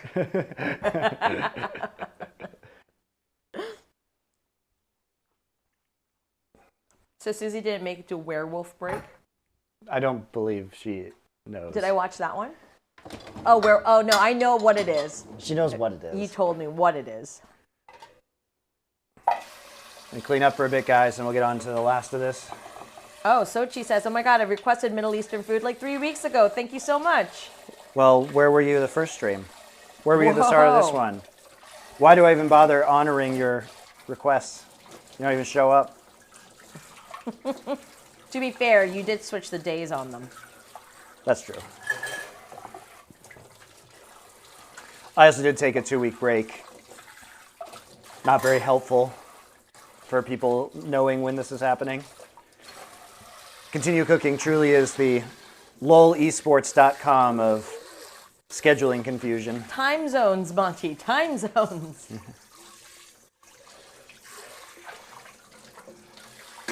Monty's butt plug on the cutting board doesn't have a very flared base. Hey, look, that juicer. That would be a very uncomfortable butt plug. that juicer makes sure that he doesn't cut himself with a butter knife when he's juicing these lemons and limes. To be fair, that's never happened. I've never cut myself. However, I have stabbed myself and given myself bruises with a butter knife. Oh, Nicole, welcome back. She said, I went back and checked your history. I realized I missed the one with Doa. Yep. That's right. That's why you got to show up every week. You don't even know. We're not very good at announcing schedules. That's true. Very terrible, in fact. That will be fixed. I mean, I can help you with that. We'll get there. I appreciate your offer. That's what I was getting at last stream. I knew you were taking a 1 week break, but the second week break had me Oh my uncertain. God. So the reason why we took the second... All right, you need to just let people know and like post this all the time. Yeah. Communication is key for any relationship. I agree. Sweetheart. Look, it's the thing is we had to take an extra week break because we were accumulating too much backlogged footage that needs to be edited is the primary problem. So the breaks had to be taken. You know, maybe if you had a Discord server where you could announce these things. I was also dealing with a lot of LFN stuff and the launch of our merch store and a bunch of other things. So. Anime nerd Fred Durst, I've been pushing him on it. Yep. Because I would like to be able to talk to you guys. Unfortunately, this is lower priority than some other stuff that I'm working on for LFN, like launching our merchandise. Okay, so give me a break. I am aware. Roger Ebert gave Anora 4 stars. What do you think, Bondi? What is Anora? What? I don't even know. What is that? I don't know. No, RogerEbert.com. That was a movie that was released last year. Roger Ebert is dead. He could not possibly have been giving Anora 4 stars. Oh, what is Anora? It's the movie that won Best Picture last year. About deaf people, I think? I haven't seen it.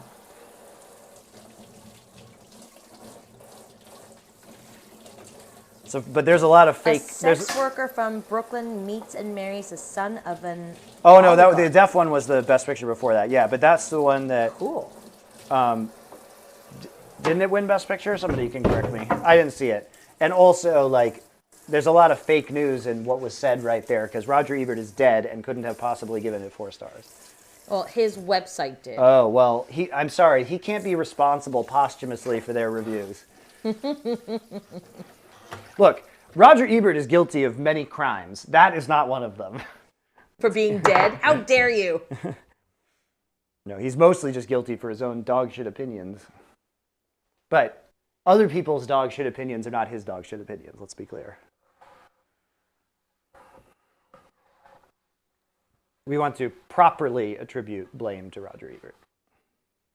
All right. Is it meat time? 'Tis.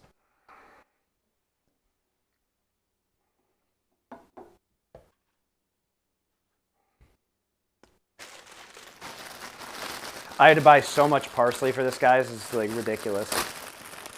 More, I had to buy like a pound of parsley for all of these dishes. More parsley.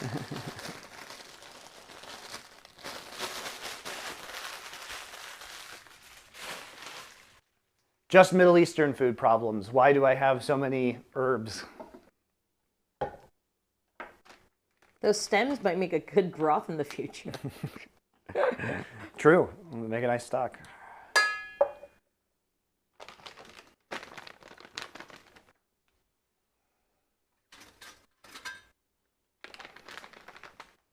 When I do camera 2, can you move the food waste bin? It doesn't look cool. Yeah, better.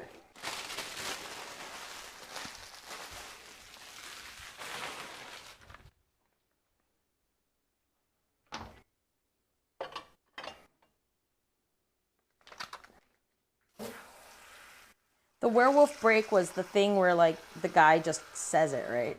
He's like... And now, it's the werewolf break, yes. It's terrible. You're like, okay. As if, well, the funny part is the voice comes at the beginning of the film and says, later there will be a werewolf break. That's right. It's just like, thanks for the heads up, but also, what?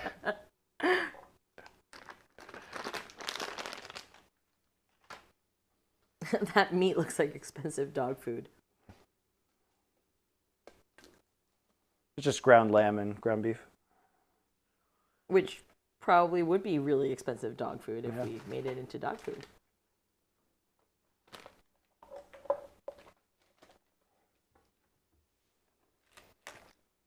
Coda is what you're thinking. Coda, yes, that's what I was thinking of. I also haven't seen that. Whatever. Not going to watch that garbage. All these movies I don't... Wow. Am I just living under a rock? No, nobody has seen these movies, Susie. Coda.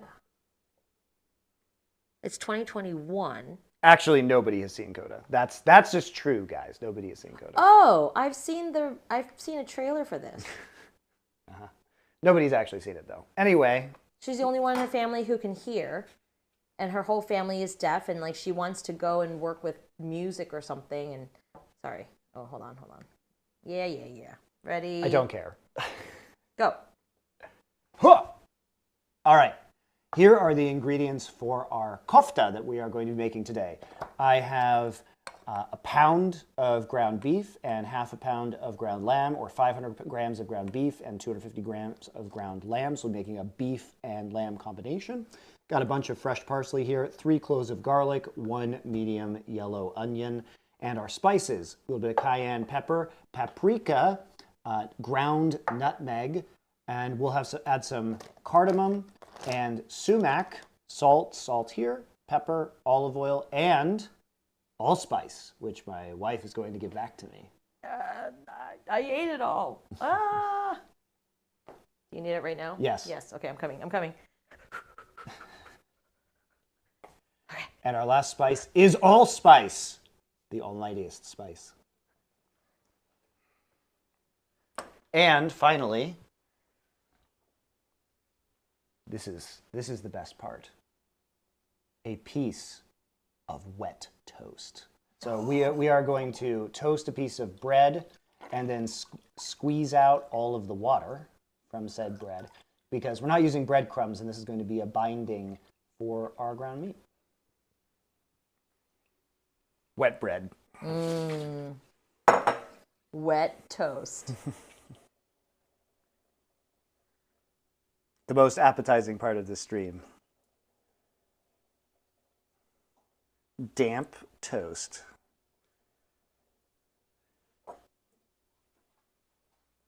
That I've squozen out.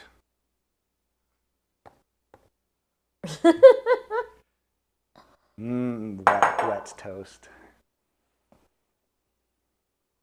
Okay, so if you want to make these into kebabs, you can go ahead and get some skewers wet. I don't have a grill here. You can grill them. You can form the meat around the skewers to make kebabs. These are basically, kofta is a pretty wide-ranging dish that is going to be made differently in a lot of places. So kofta, in certain places, molded onto a skewer, grilled as kebabs. It can be steamed. It can be fried. It can be pan-fried. It's basically just a meatball / meatloaf with Middle Eastern spices and herbs made out of lamb, beef, or a combination thereof that we're going to do today. So there's a lot of different ways to do this. Because I don't have a grill where I am in Korea, I'm just going to be forming this into long meat sticks and then putting it in a grill pan. If I use the skewers, it's too long for my cast iron grill pan, so I won't be doing that. But if you have a grill at home, feel free to. It'll be good. So first off, broilers also work well for kebabs. Broilers. Sure, yeah, broilers are great. Any way you could cook a meatball or a meatloaf, you can cook a kofta. Meat slab. Preparing ingredients is the werewolf break of this stream. No, it happens every time. So we're back to our food processor, which has been cleaned out from our hummus usage. So first thing we're going to do is toss a bunch of our vegetables, garlic, and herbs into the bowl. So I'm going to be thinly slicing 3 cloves of garlic, which will then be minced in this bowl.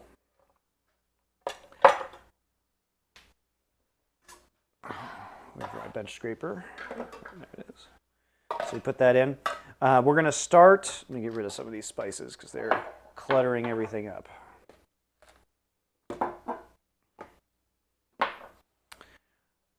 Okay, so we're going to cut our onion into quarters and get rid of the skin. Maybe I'll do it into sixths. Keep it interesting.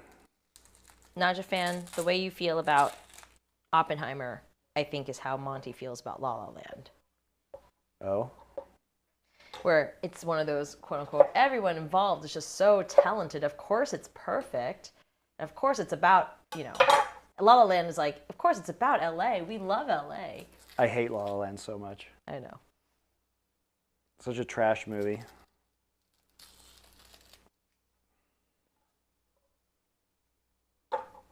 I liked it. It's a terrible movie. I liked it just like 500 Days of Summer. You don't like 500 Days. They're both my favorite films. I just can't tell you because you shame me. Trolling. She does actually like Love Actually, though, which is a problem. Love Actually is my second favorite movie after Zoolander. Zoolander is great. We could agree on that. All right, I'm just going to chop this onion up. We don't need to be super precise, but we do want to get it just a little bit smaller before we hack away at it in the food processor. So I'll give it a nice, very rough chop here.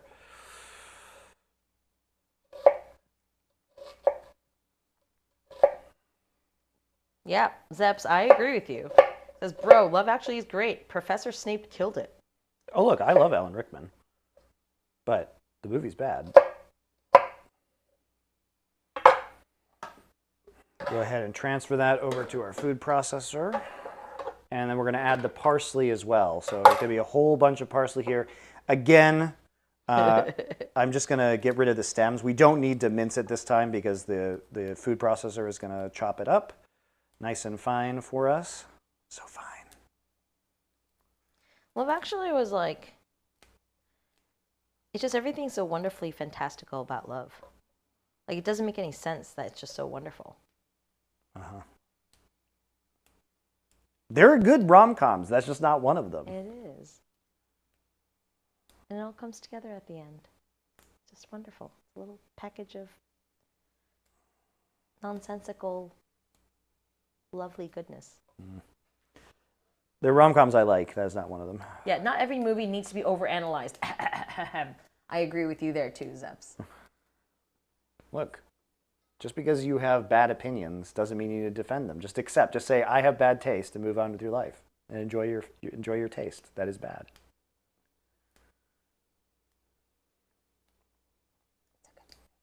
It's not a good movie. I like, you know. Which rom-coms do you like?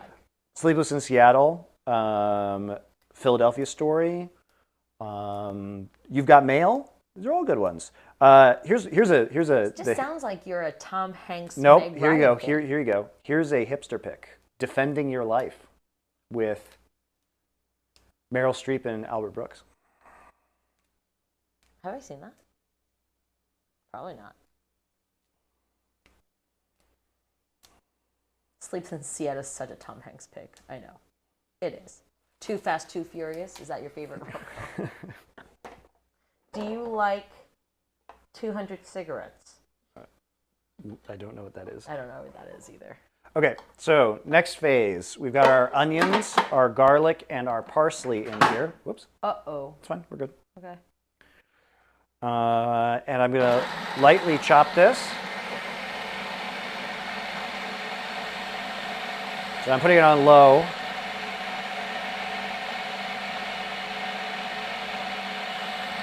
So we want to chop this up. And that's looking good.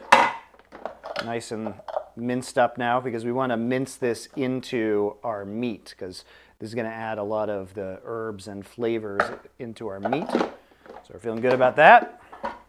Then we add our wet toast. And we're going to add our nice ground beef here.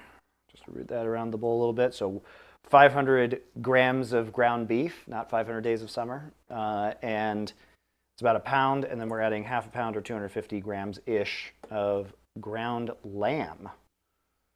You can make it all with beef. You can make it all with lamb. I think a mix is nice. Yeah, I agree.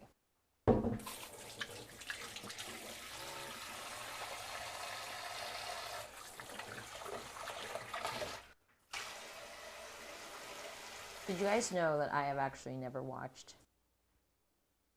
any of the Fast and Furious movies after the first one? I have only seen Tokyo Drift. I feel like at this point, I don't know, maybe we should just do like a Fast and Furious marathon. No, I have no interest in that. Let's watch all of them. So at this point in time, I'm going to add a teaspoon and a half-ish of kosher salt to this. Look how pretty the color is, guys. Yeah. Add some black pepper as well.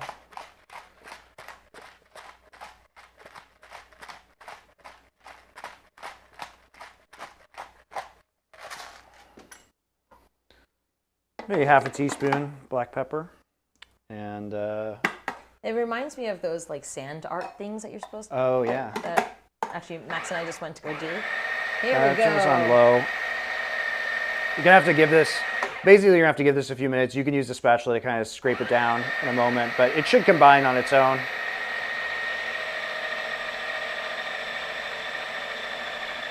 Oh, there it is. I forgot the rest of the spices because I'm being silly. Let's add the rest of our spices. We need to add all the spices right now. Okay, so we're gonna add 1.5 teaspoons of allspice. It's gonna be the most present spice in this. So allspice, it's not really a substitute. You can use allspice is just a Middle Eastern spice that is in so many different things. And also is kind of the signature flavor that you would think of. And we're gonna add a half a teaspoon of all of our other spices. So a half a teaspoon of cayenne pepper. I'll add a little less because my wife is very sensitive to spice. Look, you get pregnant with 2 kids too and see how it changes all your weird bodily preferences. I will not do that. Okay, half a teaspoon of paprika. This is sweet paprika, which is regular paprika, not smoked paprika.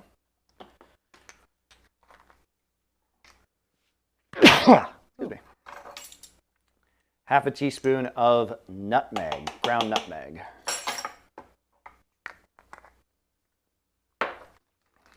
Half a teaspoon of cardamom. Oh, it's a lot of spices. It's Middle Eastern food. This is how we roll. We're not done yet. Half a teaspoon of sumac, which sumac, if you're unfamiliar, is a Middle Eastern spice, guys, and it has a very bright, almost lemony, kind of like earthy lemony taste.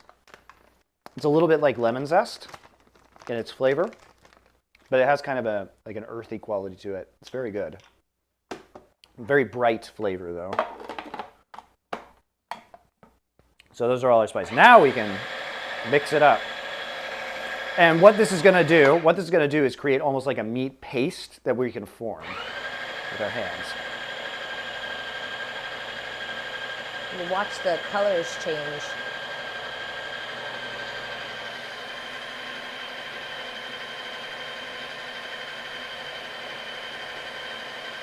Exciting.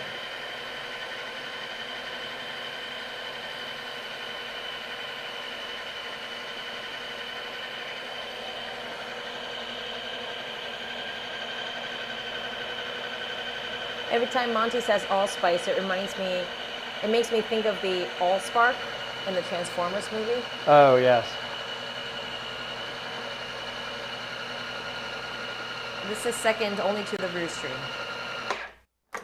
That's pretty fun to watch, though. The processor stream. All right, I'm going to use a spatula here. The blades are at the bottom, so I just want to make sure that we're getting the... Ah! My meat!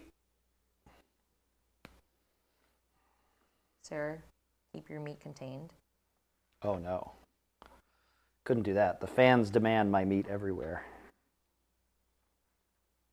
They want to see. They want to see my raw meat. They want to see your raw meat on the kitchen counter. That's right. Just slap it down. Slapping my raw meat on the counter.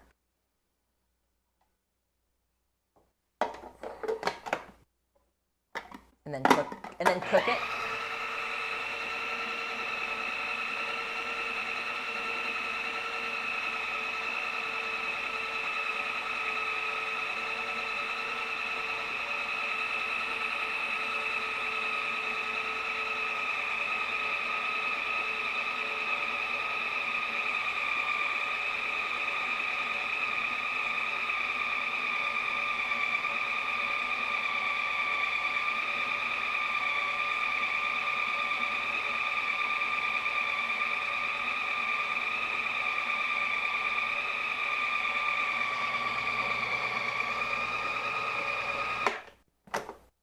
So it is going to decrease in volume naturally as we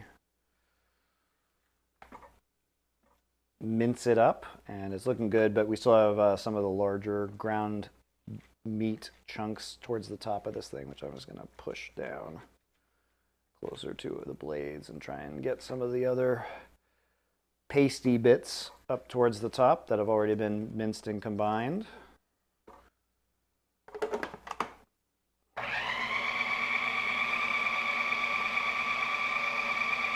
How do you make sure that all the spices get mixed up in there? How do you like guarantee that all the spices will? Oh, they'll evenly distribute because of eventually? Yeah. I turn it up to high, guys, just so we can get this combining a little bit faster. There we go. Now it's churning everything down to the bottom. There it goes. All right. Yay! That's combining really nicely.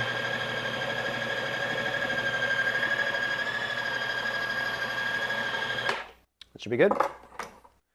And what you're going to get is a kind of meat paste. Meat paste. So clearly it's very similar to how you would make meatloaf. And I guess you could just put this into a loaf pan and have yourself a Middle Eastern meatloaf. Oh, yeah. But we won't be doing that.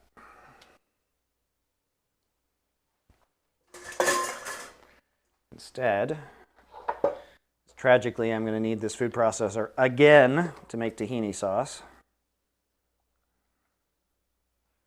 We're going to scrape our meat paste into this bowl.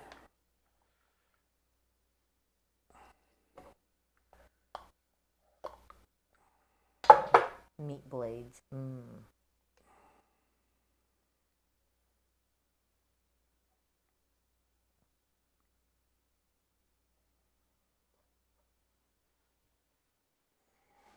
trying to think what other rom-coms I like.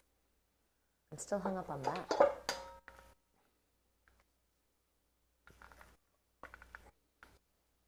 What are your favorite romantic comedies, chat? Now, people were talking Bring It On. Is that a rom-com? Is it? Meet the Fockers. Yeah, I guess Meet the Fockers counts. I don't know. I don't remember. I don't really watch rom-coms anymore. Yeah, so why are you criticizing them? I'm not. Apparently I like more rom-coms than you do. No, apparently you just don't like the one rom-com that I happen to like. So I like more rom-coms than you do is a true statement. No, maybe I like them and I just don't remember their names. Oh, okay.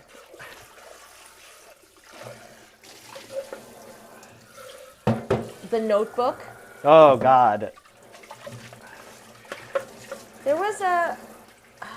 No, I guess that one's not a com.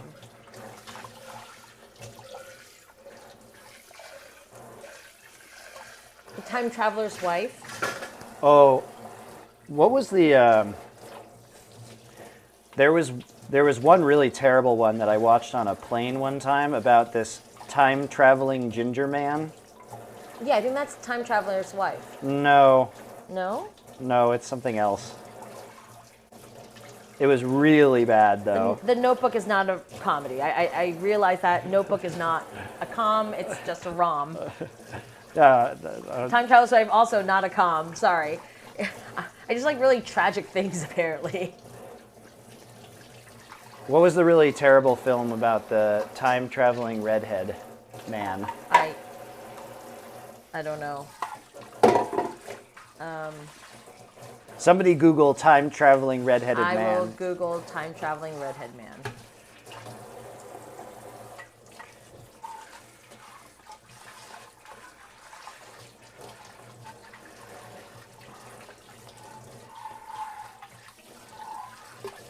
About Time. Yes, terrible. Holy moly bad. That's right. I remember this one too, About Time. It was so bad.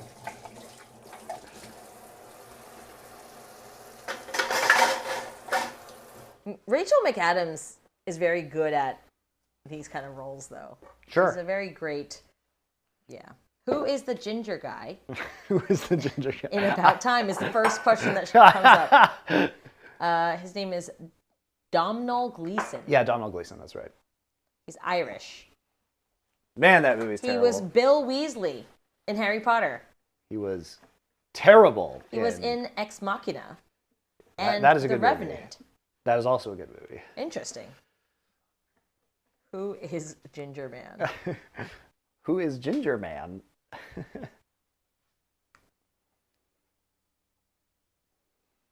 Easy A, Juno. Yeah, he's been in a bunch of stuff. No, Nicole is listing some rom-coms.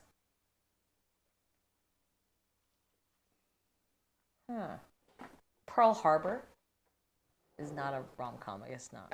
It's, I don't know. So funny. 13 Going on 30. That was rom-com-y. Oh, 10 Things I Hate About You. That's a good one. That is a good one. I like that one. And there was another late 90s high school, not American Pie. There was another one that's similar to that. Varsity Blues, something like that. Yeah, there's some good ones.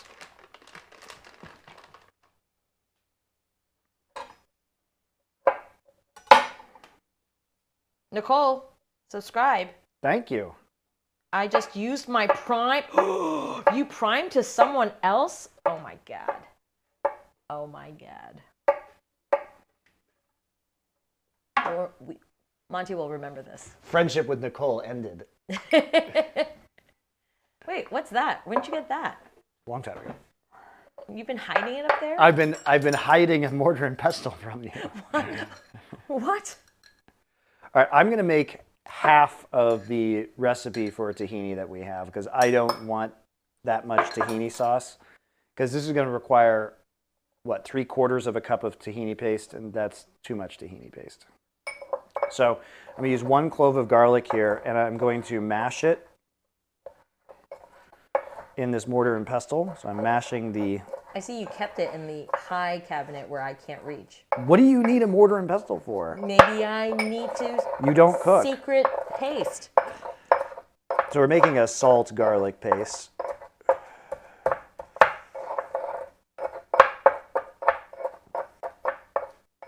We had ginger. This would be very similar to a lot of the bases you would make for Indian cooking.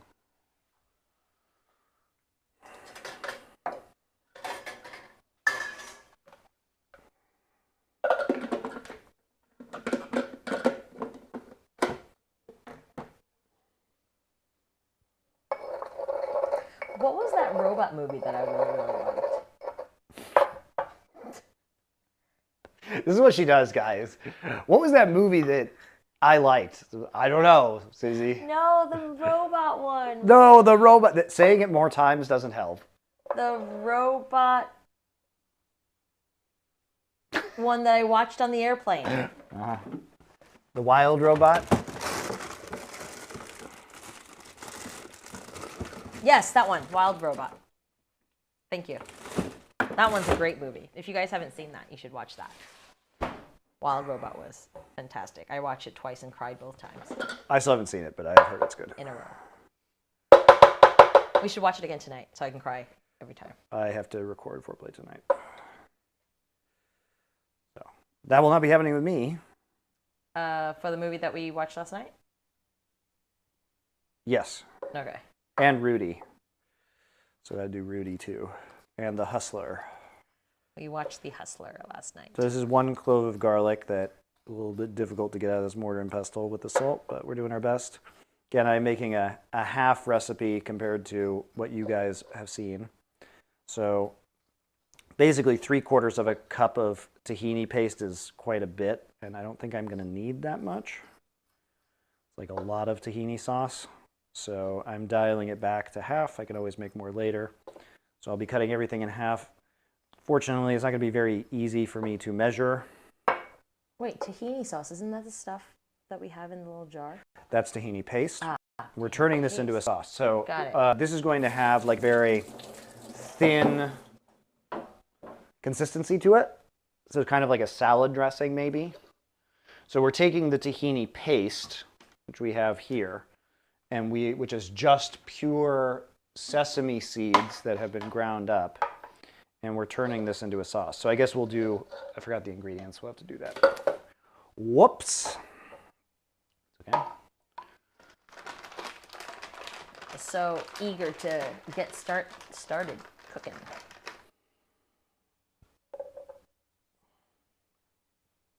Luckily, this is easy.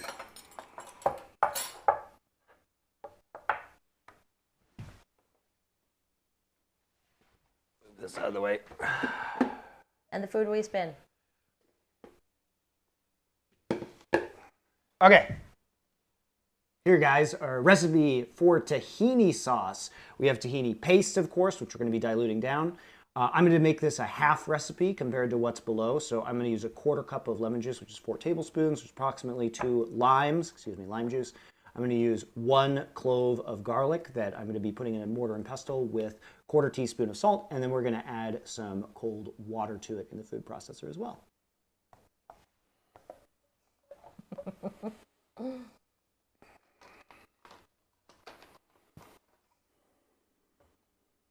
Now we're talking about Disney movies.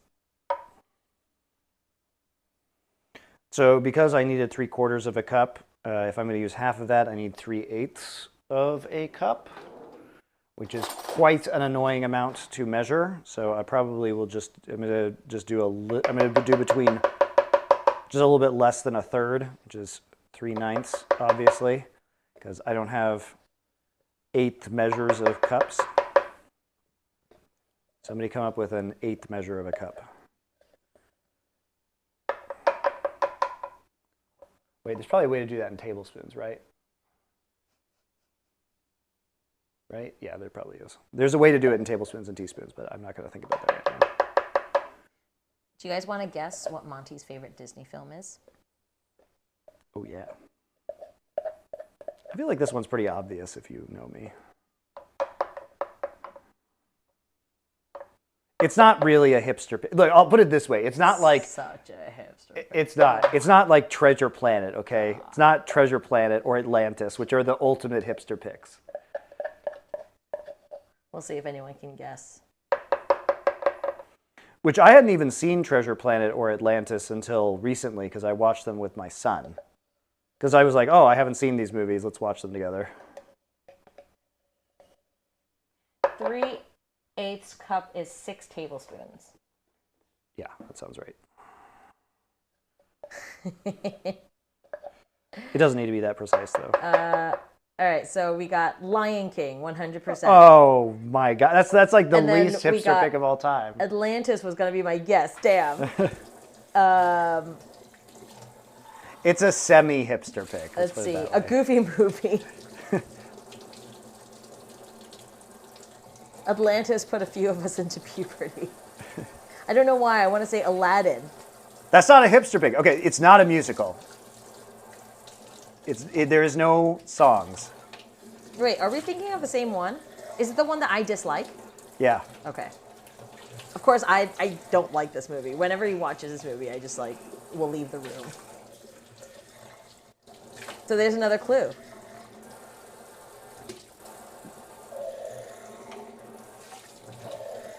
Naja fan got it. Ah, there you go. The Emperor's New Groove. This is my favorite Disney movie. Such a banger. It's so awful. It's not awful, Susie. I can't stand David Spade. It's just because you don't like David Spade. And I don't like David Spade either, but David Spade is uniquely good in this movie because he is David Spade and annoying. He's so annoying. I can't. He's supposed to be annoying. I just can't. He's very funny in that movie. Monty's favorite Disney film.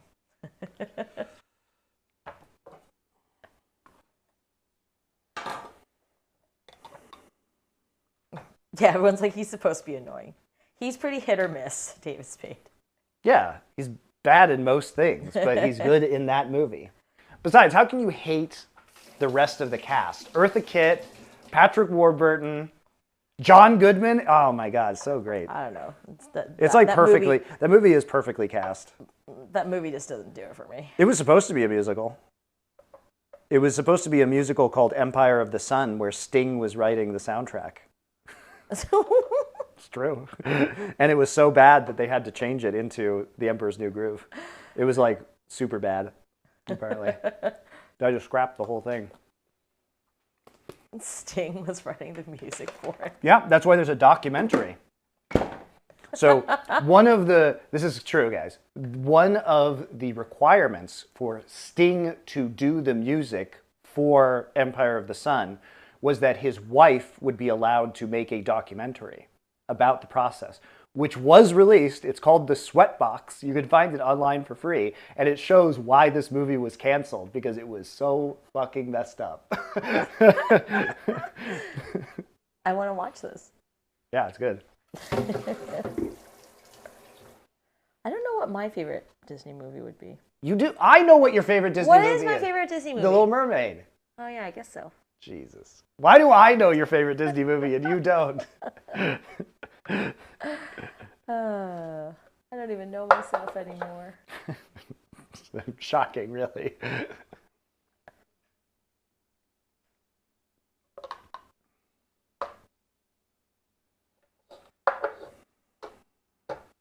Okay, so I'm adding my 3/8 of a cup, or 3/4 of a cup if you're doing the full recipe. I have decided I do not need that much tahini sauce. That's like a lot of tahini sauce. Tangled is my comfort movie. Tangled is good. Yeah, Tangled is good. Moana is good. I like the first Moana. The second Moana was... The second Moana was not good. Also, the music is maybe the worst music of any Disney movie. The music, the loss of Lin-Manuel Miranda in Moana 2 was deeply felt. Yeah.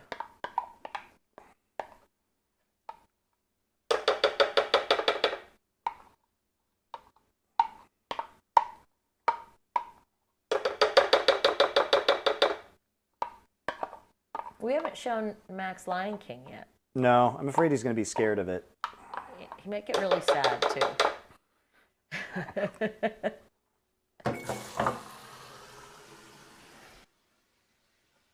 So the first time, so Max is 5 years old, and when you watch movies, you're supposed to empathize with characters and feel what they're feeling and stuff. And the very first time we recognize that he can do that was when we were watching the last Bluey episode, The Sign, and they were going to move, and like there was this one scene and he just starts crying, and it was kind of amazing. And so now knowing that, if we show him Lion King, I'm scared like he's gonna watch his dad die and then just be incredibly sad forever. I think it traumatized a lot of us as kids. Why is James Earl Jones a ghost in every movie? Have you thought about this? He has a great ghost voice. He becomes a ghost in Star Wars. He's a ghost in The Lion King. He's maybe a ghost in Field of Dreams. He was definitely a ghost in Field of Dreams. Yeah, well, he's like a ghost in every movie. Why is James Earl Jones a ghost? Now he's actually a ghost, by the way. He's transcended to being a real ghost. Oh. Great actor, though. Or was he just a ghost the whole time? Who knows? Okay, so we're going to use 2 whole limes here, which is a 1/4 cup approximately of lime juice in our food processor.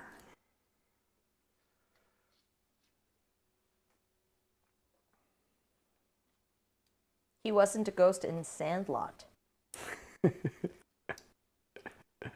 I forgot he was in the Sandlot. I haven't seen that movie in a really long time. He's alive in Sneakers. He is alive in Sneakers, Maybe which is what we did on Foreplay. It would be better if he was good in Sneakers, but that part he played in Sneakers was terrible.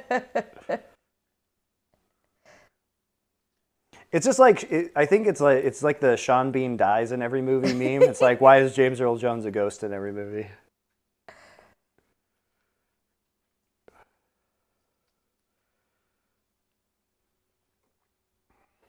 Yeah. Max got super sad when I said you were going to America for a week. Like, he was like ready to cry. I don't think he understood that you're coming back. We'll see if I come back. I'm like, it's only a week. He's like, but then who will give me piggyback rides? And I was like, Max, what?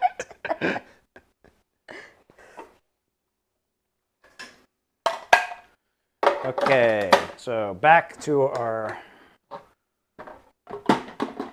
food processor cam. Come on. Oh, I don't have the blade in. That would be a problem. Why you no work? There no blade.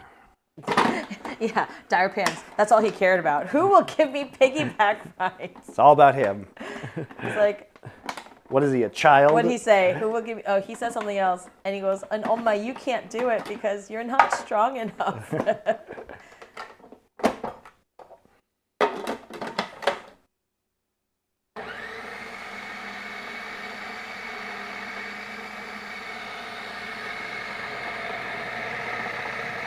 So, as you can see,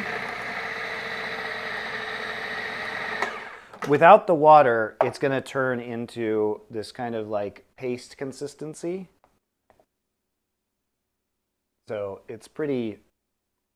No, do it again. Couldn't really see it. It's pretty pasty right now. It looks like the hummus. It does, but we don't want it like that. So we want this... I have a 1/4 cup of water here, which we'll try and add about a tablespoon at a time. So I add about 2 tablespoons of water there.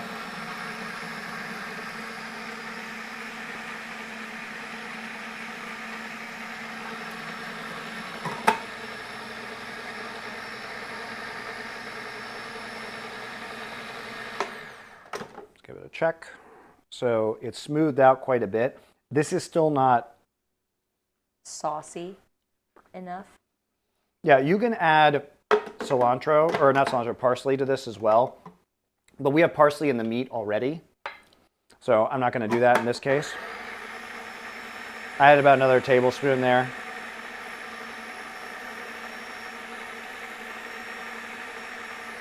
Put it on high, get it rolling.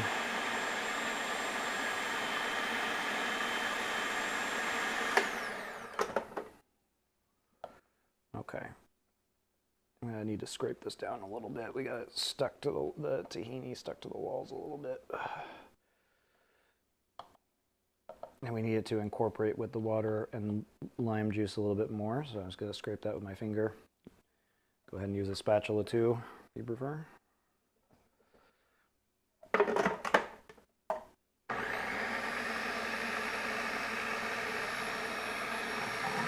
I'm going to add the last tablespoon of water. Because I want this sauce to be really kind of runny. So I can drizzle it. It needs to be drizzleable onto my kofta.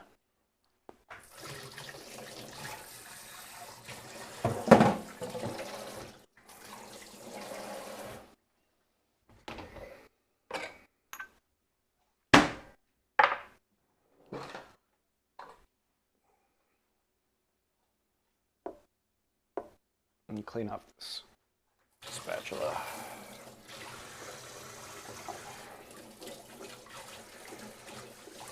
I don't know, Disney's been okay. I think Pixar is where it's at right now. What? I'm a big Pixar films. Oh, sorry, we're having a conversation still about Disney and DreamWorks. Oh. While you're cooking. I think Pixar's kind of fallen off over the years, honestly. Really? Yeah. Compared to where they started. Mm. A pretty legendary run there. Hello, Monty and Susie. Sorry if this question has been asked before, but when will there be more content on the LFN gaming channel? Soon. So while Doe was out here, me and Wolf and Degon recorded a Chrono Trigger 30th anniversary retrospective that we're going to be doing stuff with. And we're also talking about some other content. So that's a focus for sure. It's coming.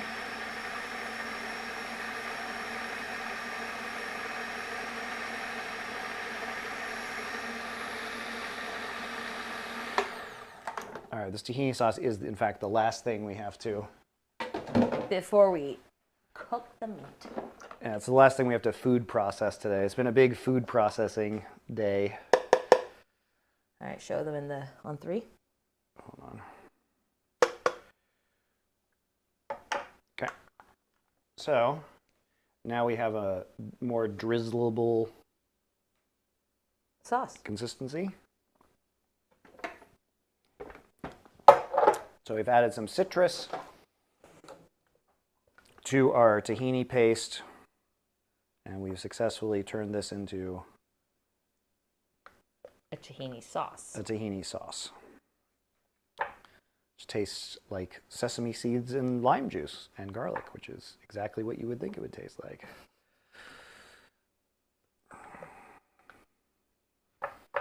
And I was correct to use a smaller amount because it still made quite a bit here. That's a lot of sauce. And you don't need a lot of this. It's quite strong. Is Monty pro or anti Chrono Cross? I haven't played Chrono Cross. Surprisingly.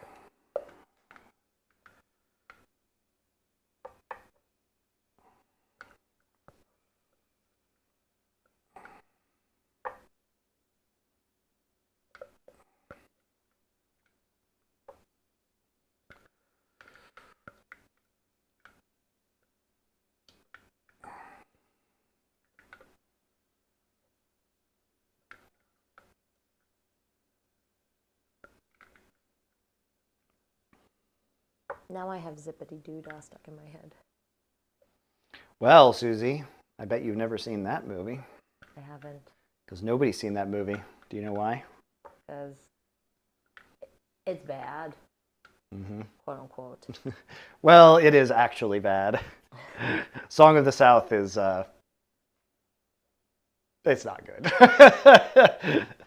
Let's just say the portrayal of black people is not great. It was a great song. Yes, very memorable song, but Disney actually will not let you see that movie. They have stopped distributing it for many, many years at this point. They've memory holed Song of the South. Can we still listen to the song? I believe they've released the song. Like, I think you can listen to the song. They don't care about the song. They just care that you definitely don't look at it with your eyes. They care very much about that. What is your favorite animated movie of all time? I don't know. A lot of good ones. A lot of good Miyazaki ones. I was going to say it's probably yeah.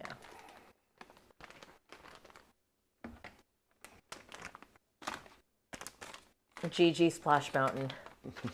Yep, Splash Mountain. They changed it, though. Yeah, I forgot where they changed it to. They changed the theme of it to The Princess and the Frog, I think? No, that's the New Orleans Square area. What did they change? They just finished changing Splash Mountain. I haven't been on the new Splash Mountain. Me neither. Oh yeah, it is Tiana's Bayou Adventure. I told you. Bayou Adventure is what it's changed to. I told you. At the end of 24, so I told you.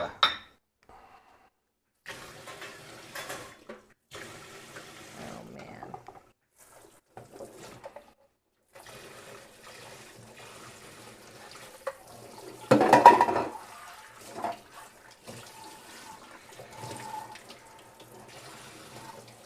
Princess and the Frog, kind of a sleeper, though. That movie is, I think, better than people realize, and they haven't seen it.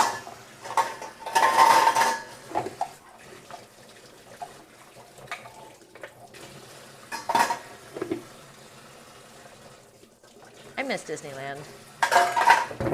I miss Disneyland. It's okay. You have Everland. It's the same.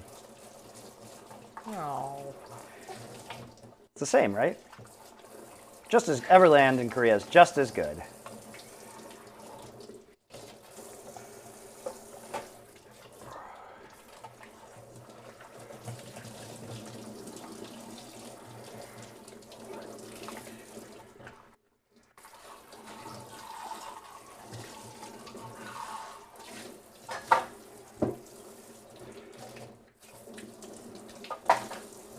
I went on it a couple months back. It's a totally different experience now. I hope that was sarcasm. It's just themed differently, I would assume. I mean, I feel like the core experience of going down the log flume is the same. Yeah. When you say the words completely different experience, I think you mean incredibly subtly different experience. What's Space Mountain is what I'm thinking of when they changed it to the Star Wars theme. Yeah. And they changed it back. It did work with the Star Wars stuff, though. It was cool. It did. I liked that one. I liked that change. I mean, I just love Space Mountain in general.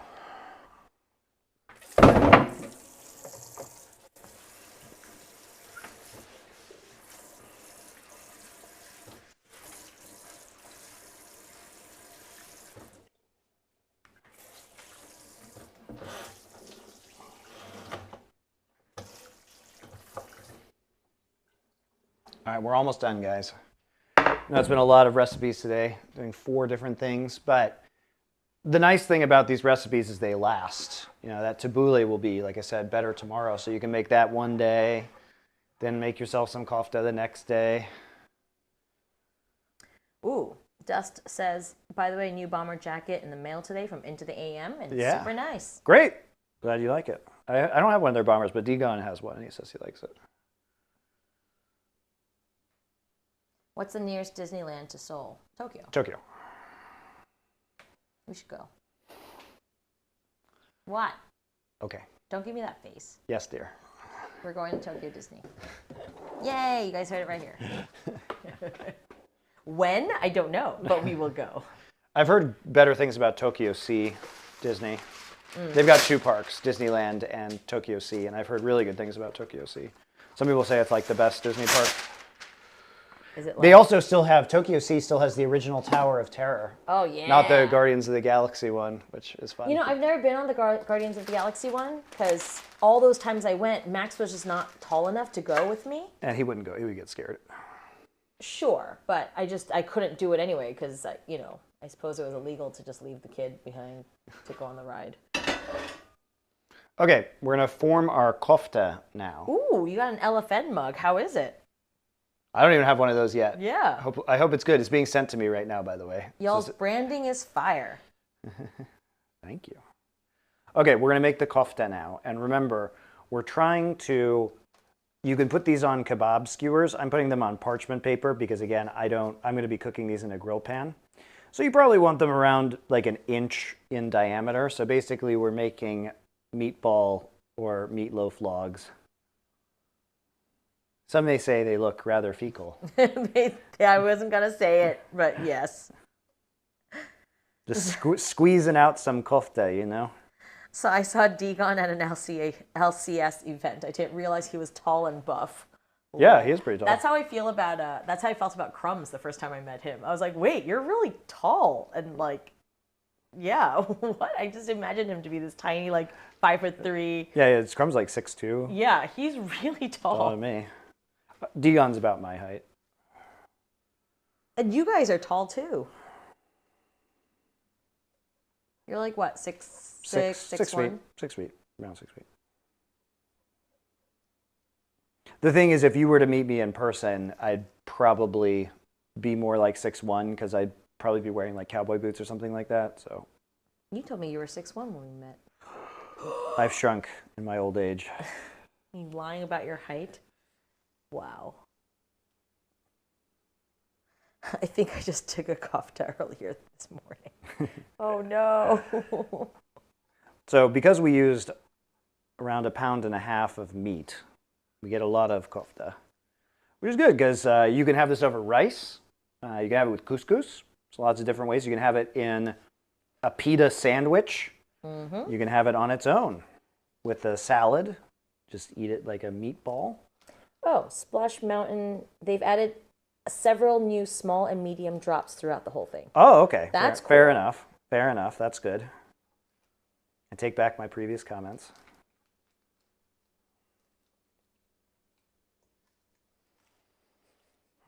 You can't say that you're 6 foot flat because then people assume you're 5'11" and lying. Look, life is the way it is. I don't have that problem because I'm not trying to date people right now and use the apps. So it doesn't matter what I say my height is. I lied to you too. I'm actually 5'3.5". Oh, no, I don't care.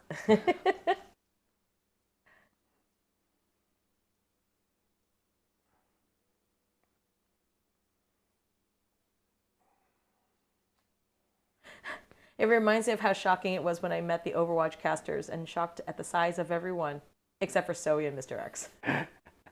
You know what's True. what's Everyone funny? is huge. Yeah, that was what was weird about going to one of the things that was weirder about being part of the Overwatch casting crew is like in League, I was used to being one of the taller people.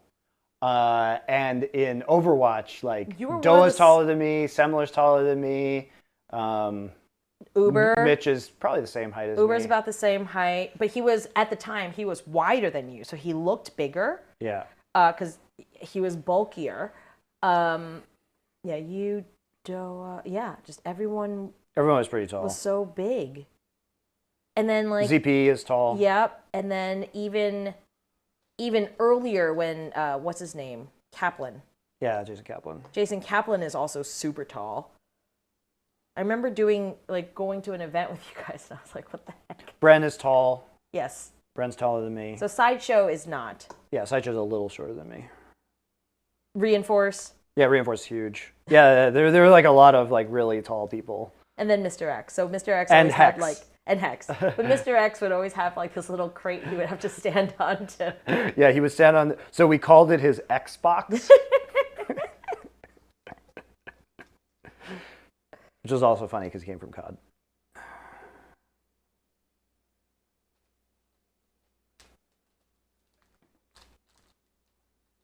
All right, so we have, what, 11 koftas here. So it makes quite a bit. Savi says, bro, what are those? I just joined the stream. It's kofta. They're meatballs. They're elongated meatballs. It's beef and lamb with a bunch of spices and herbs. They will taste delicious, and they will look good when they're cooked. Don't you worry. And, yeah, they're just like little meat patties. So I'm going to turn this grill pan onto medium-high. So I've got my cast iron grill pan. Here's the cast iron grill pan on medium-high. I'm going to wait for it to smoke a little bit. I'll add a little bit of oil to this. You can do this on a grill. Again, kofta can be cooked in a variety of different ways. So if you are so inclined, you could toss these in a steamer and steam them.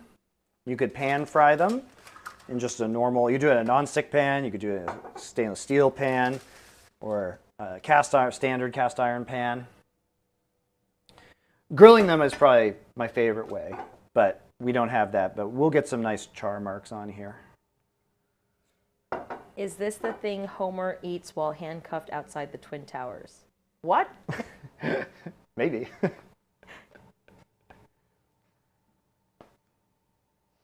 So if you can also, as I formed them there, you can form them around skewers that have been pre-soaked so they don't catch on fire, obviously, because they're wood, and put them on a grill. And that's a great way to do it. I am not doing it that way. You do not have to do it that way. You can have kofta without the skewers. It's fine. Basically, the skewers, if I were to put the skewers on here, they would be too long, and they would prop up on the side so it wouldn't cook evenly. So we'll just do it this way. Is that what you tried to do the Yeah, first time? yeah, I tried to do it. And I thought it might be too long, but it was too long, so I just had to abandon it.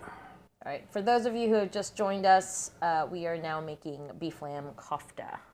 This is the final part before we take everything out and put it all together. Can you bread it and deep fry? I'm sure you could. Actually, that sounds amazing.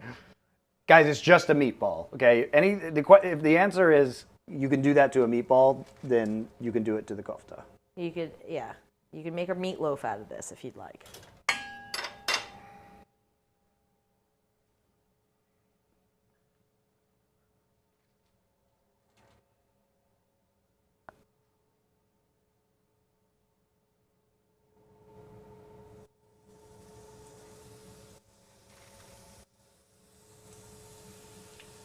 Ooh, we have our own variation of kofta in Cyprus, too. Oh, yeah? What's it called? What is it called and how do you make it?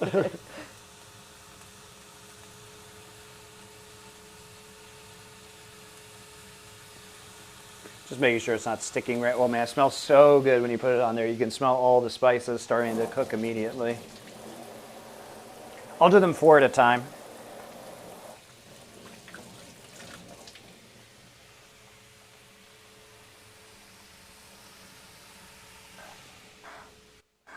Smell it. It smells great. They tested my body, and it wasn't DNA.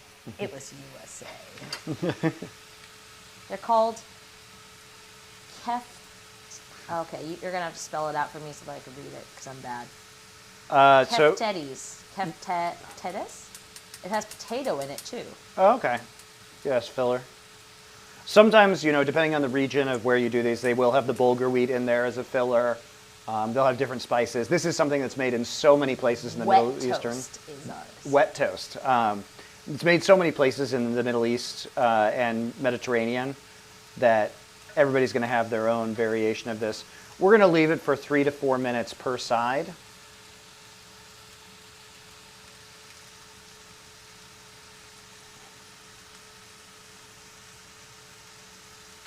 It looks delicious and kind of weird. In Greece, apparently they also use zucchini. Sounds good. Yeah, you could probably shred a zucchini on a box grater and put it in here.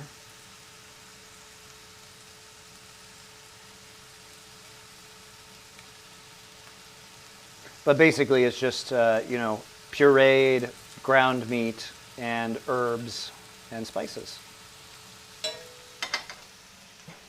If you can kofta meat, you can kofta ball. Oh, I can smell it now. There it is.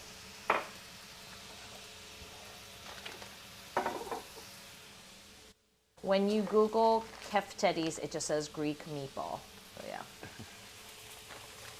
Do you have a preference of cooking surface? Carbon steel, cast iron, stainless steel? Non-stick is my cooking preference. That's a very Korean answer. I love non-stick pans. I think, I mean, I just cook on so many different things. I probably cook mostly on cast iron. It depends on what I'm making, guys. Like, I cook on carbon steel when I have a wok. I cook on cast iron when I'm making steak. I would love to have a grill, but I can't have a grill here.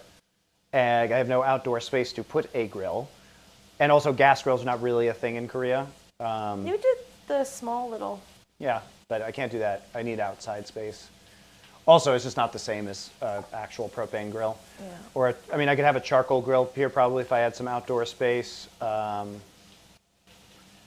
cook with stainless steel. I cook with non-stick. It just depends on the kind of cuisine I'm making, really.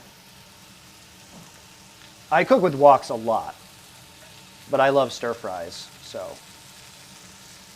So she says, I'm inspired. I'll be cooking this for dinner later tonight. All right, take pictures. Please take pictures and send them to us. Oops.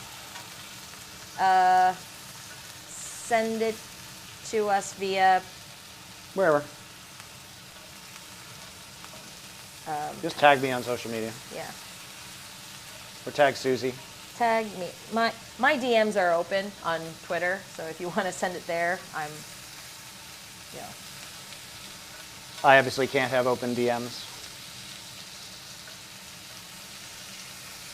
Oh, yeah. So the reason why I'm doing it on the grill pan here is that we're approximating the look, you know, what we would get if we did this on an actual grill as kebabs. Oh, in India, there's a vegetarian variant of kofta made out of, like, bottle gourd. That's not a real thing. What? Made of what? Do you ever use an air fryer? Yes. Sure, yep. Chicken nuggies. I use air fryer for a lot of stuff. It's great for broccoli in particular. Yes, Savas, if you make your version, your Cyprus version of... Yeah, I'd love to see it. please send us Shoot me a picture. recipe. That's great. Guys, my Twitter is, or my X is at Lil Susie. And I believe my DMs are opened. I haven't really checked in a while. But you can send it to me and then I can pass it over to Monty. Or you can just tag me. Just tweet it and tag me. Tweet it and tag him. Tweet and tag. Also, there's Continue Cooking on Twitter/X. You can send it there too. Send it to everything for safety.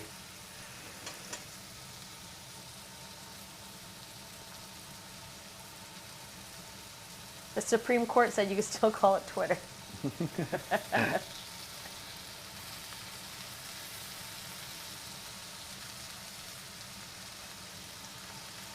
Yeah, I mean, we cook with air fryers. He cooks with Instant Pot.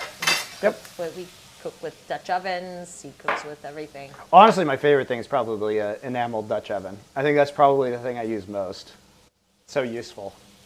Cast iron, enamel air cast fryer iron. and nonstick pan. Those are the two things I use the most. Yep, that's true.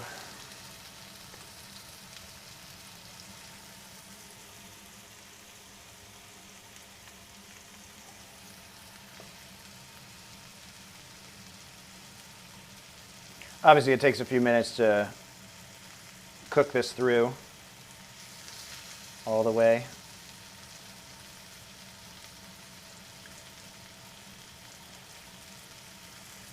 Yeah, he said there's 6 to 7 varieties of gourds readily available here. So there you go. Because they use gourd. I think squash is what he means, but... That makes sense. Yeah, squash as a... Squash instead of the meat. One of the most interesting Indian food experiences that I've had is Susie made friends with this Indian couple in Los Angeles, and we went to a party in Orange County with a bunch of other Indian people, and you're like, well, that's not that interesting. So they're Christian Indians from the south of India, and so they had beef. They had Indian food with beef, which I had never eaten before. It was great. It was really good, but I was like so surprised. But because they're not Hindu. Yep.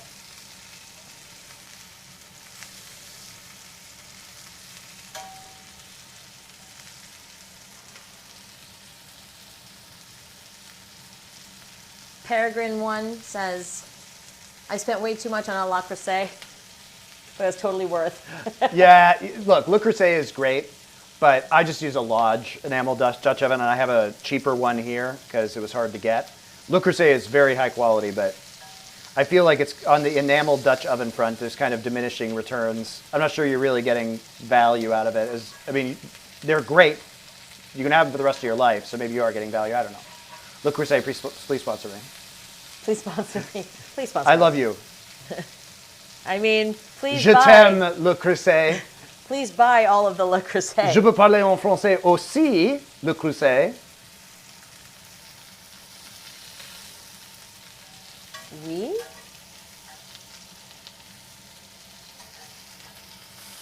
All right, these are looking pretty good. We got 3 to 4 minutes aside. They'll continue cooking a little bit on the plate as well. Continue cooking. That's the name of the stream. Yeah, it's looking good. This one fell apart a little bit, but it's fine. You guys can see the inside of it. Nice and onion herb. Let's see all those onions, garlic, parsley. Delicious.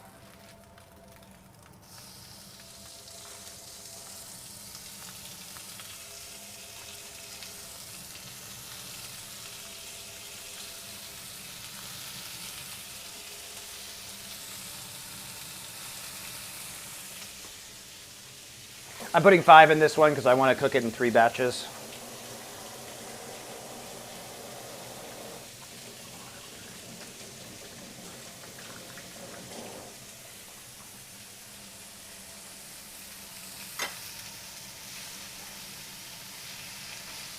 Turn on the, oh, there, burgers on it. It's going to get a little smoky in here.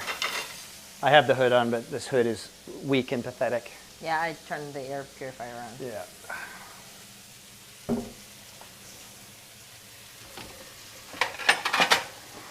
Do you use alcohol when you cook? Sure. Constantly. Oh, in the food? And also in the food. Did you mean in the food?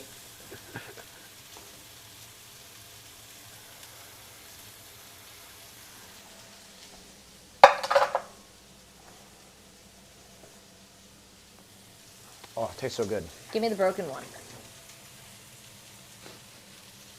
Okay, Demandy. So rude. Yes, I think it's, you can't say Packy in chat. That's why it's not letting you host. That's silly. I will allow it because you're not saying it as a slur. Yeah, it's just Pakistani.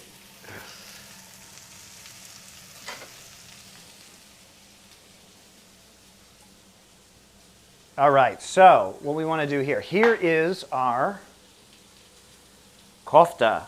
Nicely grilled up, caramelized on the outside, got that nice Maillard reaction. Super good. Oh my god, it's really good. This is better than, I feel like this is better than the try that you went with when Atlas was here. Oh, yeah? Oh. Maybe you're just hungrier this time. No. I think because you cooked it on the pan without the skewers, it was mushier in the middle. And this feels like it's actually cooked all the way through and crispy on the outside.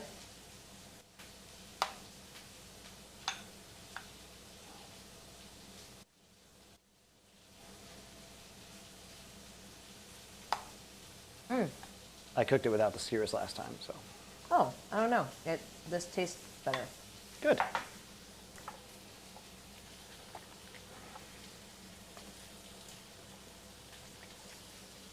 Get some nice tahini sauce on there. Drizzle me. Oh, you're getting drizzled, baby.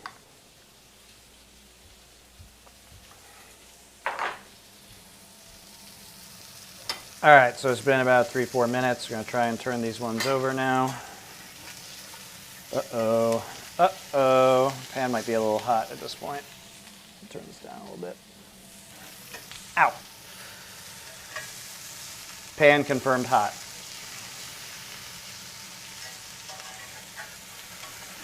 It's all right, doesn't matter if these ones get a little stuck. I like things a bit charred. Oh, that's fine. It's a little stuck to the bottom. I don't care if these ones are ugly. As long as we have. We got the pretty ones. We got the pretty ones already. Okay.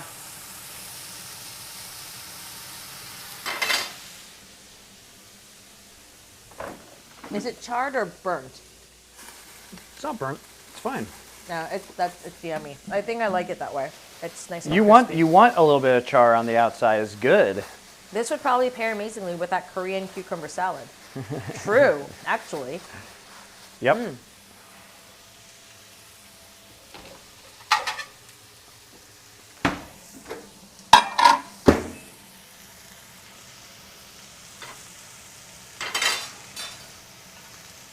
Oh, that was so yummy.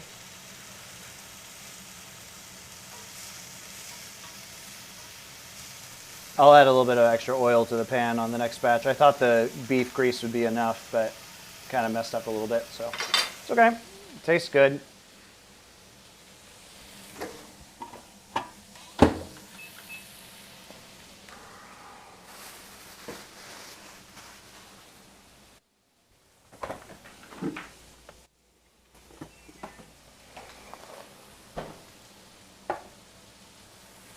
We gotta open up the windows for a second, guys.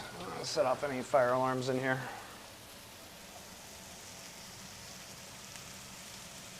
So I turned the heat down to like medium now on this. Oh, it's already 25 degrees outside. Wow, it's so cold.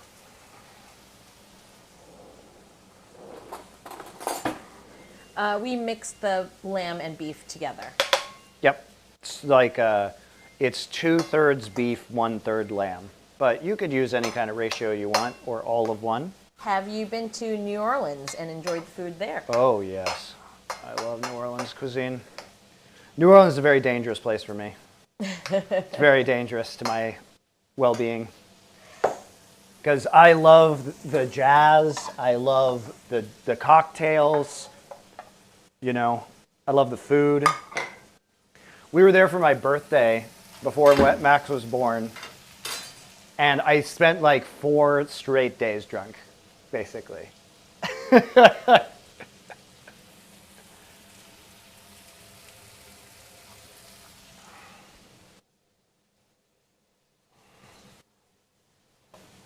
Well, we did do that cocktail tour and stuff, too. Yeah, that was great.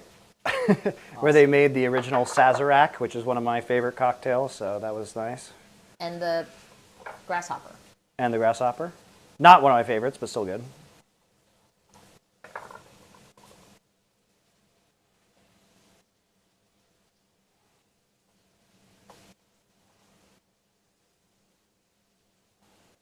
I can picture you in one of your fancy hats drinking a Sazerac. That's the problem.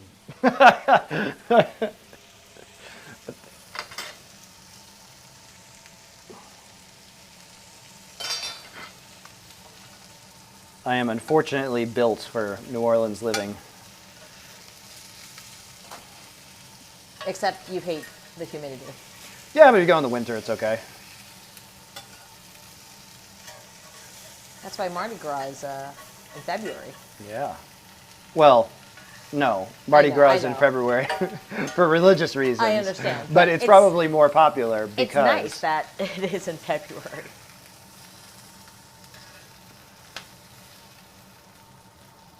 All right, this one's stuck a little too much, so sorry about that, guys. But the thing is, it's going to taste the same. And if you put it over rice or put it in a sandwich, it doesn't actually matter very much. I'll try and scrape this out a little bit. Get all those nice brown bits onto this plate. Oh, yeah.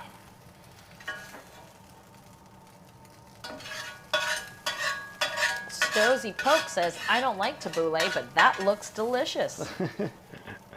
Why don't you like tabbouleh? Too much parsley. Too much what? Too much parsley. Too bitter for my taste. Okay, fair enough.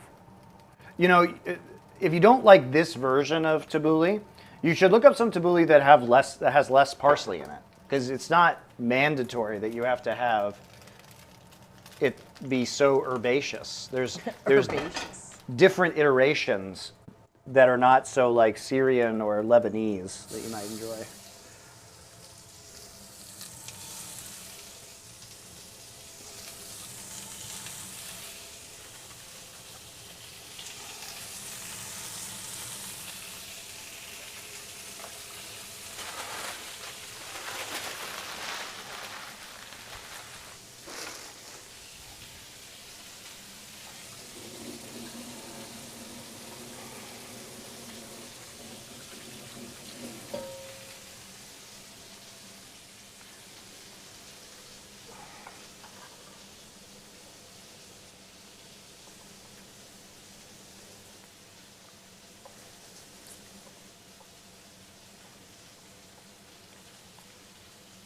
Cleaning up the plate a little What bit here. is going to go in that little spot?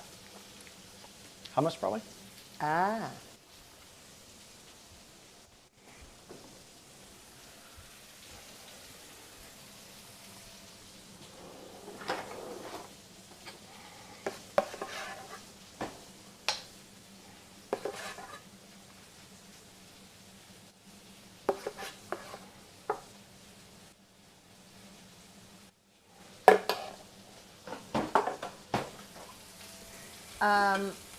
Did you guys make the tahini?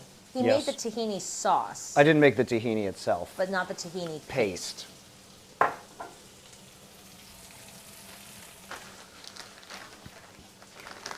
Everyone's saying it looks so good. Monty, that looks fire. Oh my gosh, Kofta looks so good. Not BSing you guys. I am a good cook. I swear, he doesn't pay me to say good things.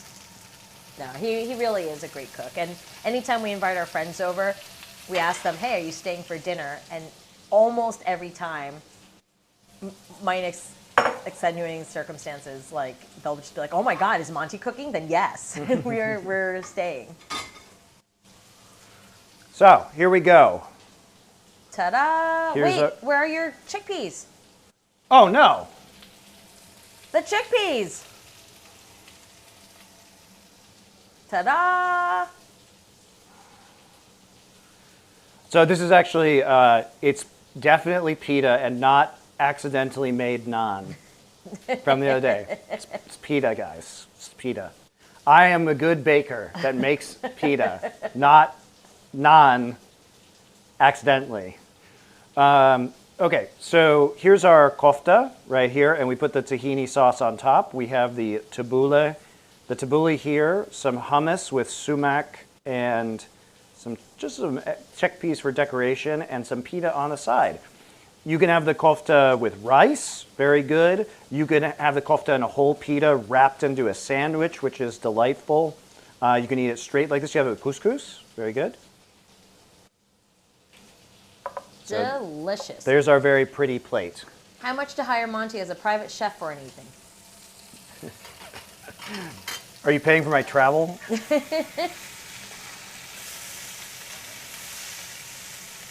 All right, we turned down the heat, and these are holding together a little bit nicer now.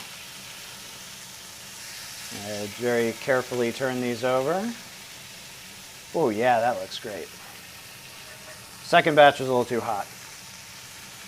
Do you guys know the difference between a chickpea and a garbanzo bean? They're the same thing. Ha ha! Why are they called chickpeas? I'm so curious. Internet, let me know. Probably because they look like beans that hens would scratch for, I would assume.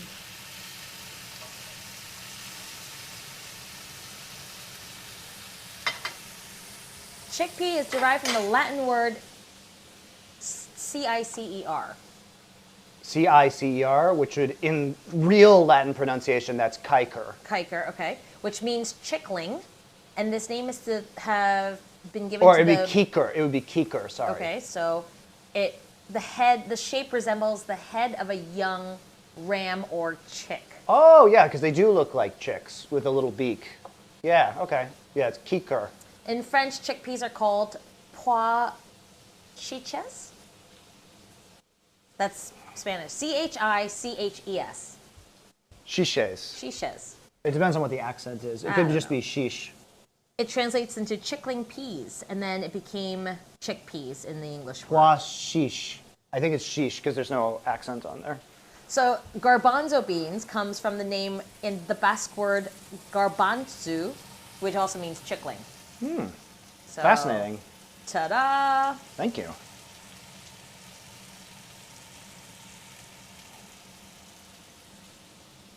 Okay, guys. Here we go. What do you think of this?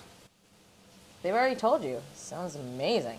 So you can find all of these recipes. I put together a plate of several different recipes. You'll be able to find all of these recipes individually on the YouTube channel. We have beef and lamb kofta, tabbouleh, and we won't have a recipe for the pita, but you can make pita or buy it from the store. Homemade hummus right here, and the tahini sauce. So I put all these recipes together. So there's 4 different recipes that I made here: hummus, kofta, tahini sauce, tabbouleh today. And you can find all of them individually on the channel if you guys want to put together the whole plate or just have them individually. Okay, is it my turn to take pictures? Yeah. Checking out camera 2. You have it on oh yeah, you have it. Yeah, cool. Yep. I'm just going to finish up the... Ah.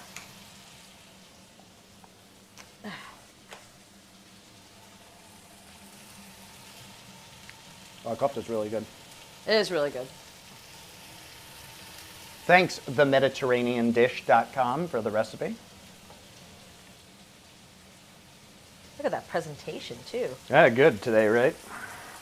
Killing it. Killing the game.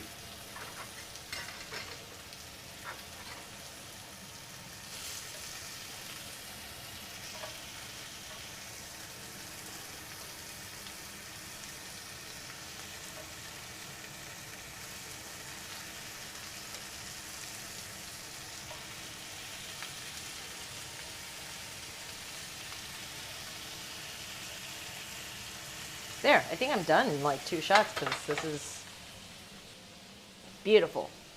Well done. Well done, sir. And now, the gimbaling. The gimbaling.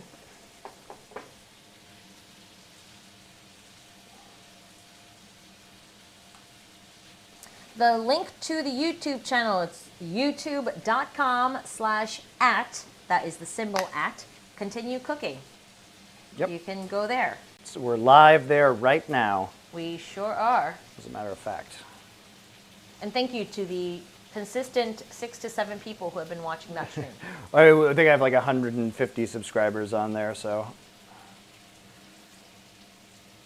We haven't actually posted any videos or shorts. We've just been doing the live streaming on there.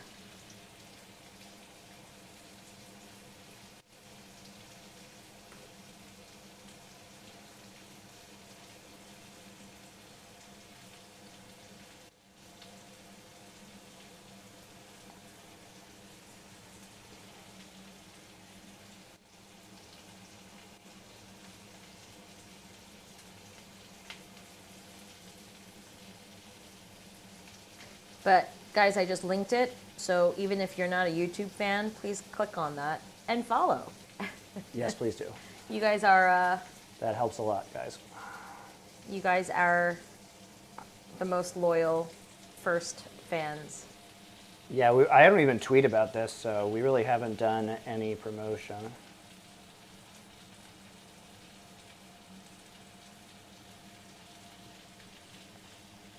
Sting, it's only 25 over here because you're probably in Central Seoul where it's really, really hot.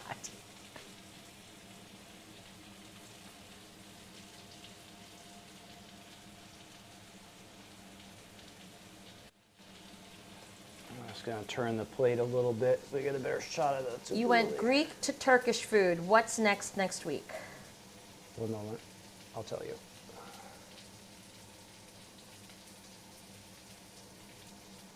It looks good, just needs some ranch.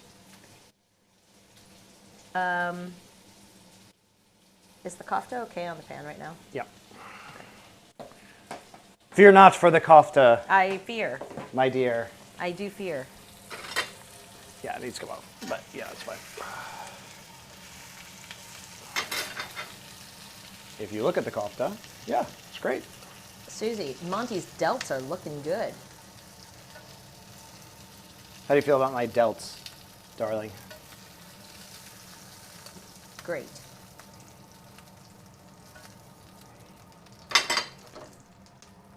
No, Monty's been really putting in a lot of work, and he's been looking good. He's not the 140-pound man I married, but I was never 140 pounds. 150. So.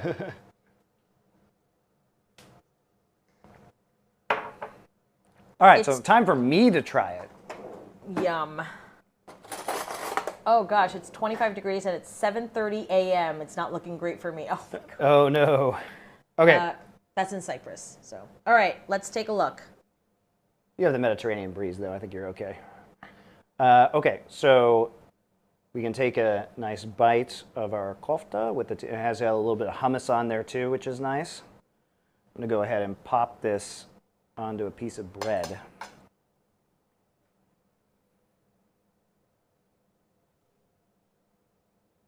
Oh, you want to do 3? I thought we were gonna get a shot of you eating it. Showing it. So this is our hummus, and so we'll do this. Mmm.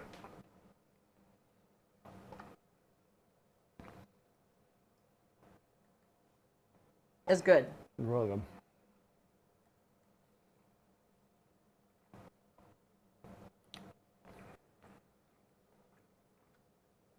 The balance of the flavors is just so nice because the beef and the lamb and all of the spices in the kofta are very rich.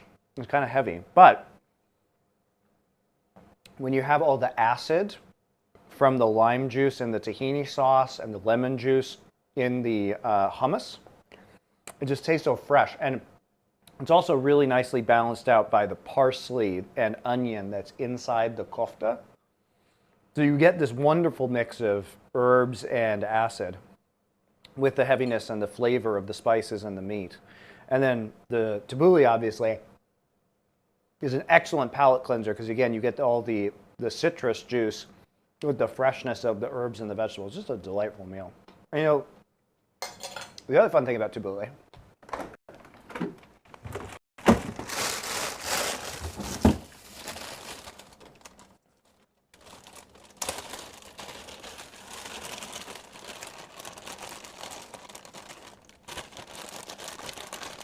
Monty's in the fridge getting some lettuce right now. yeah. He has not just walked And this away. is where the Middle Eastern / Korean fusion food can come in. So this is not the same kind of lettuce that Koreans used for sam, which are the lettuce rolls. This is just romaine lettuce, right, which is much more common to the Middle East and West. And one way to eat tabbouleh is to make a Korean-style lettuce wrap with it. So you can kind of pile some of the tabbouleh inside a romaine leaf and kind of mash it up and just stick it in your mouth. You get nice crunchiness on the outside with all of the other vegetables within.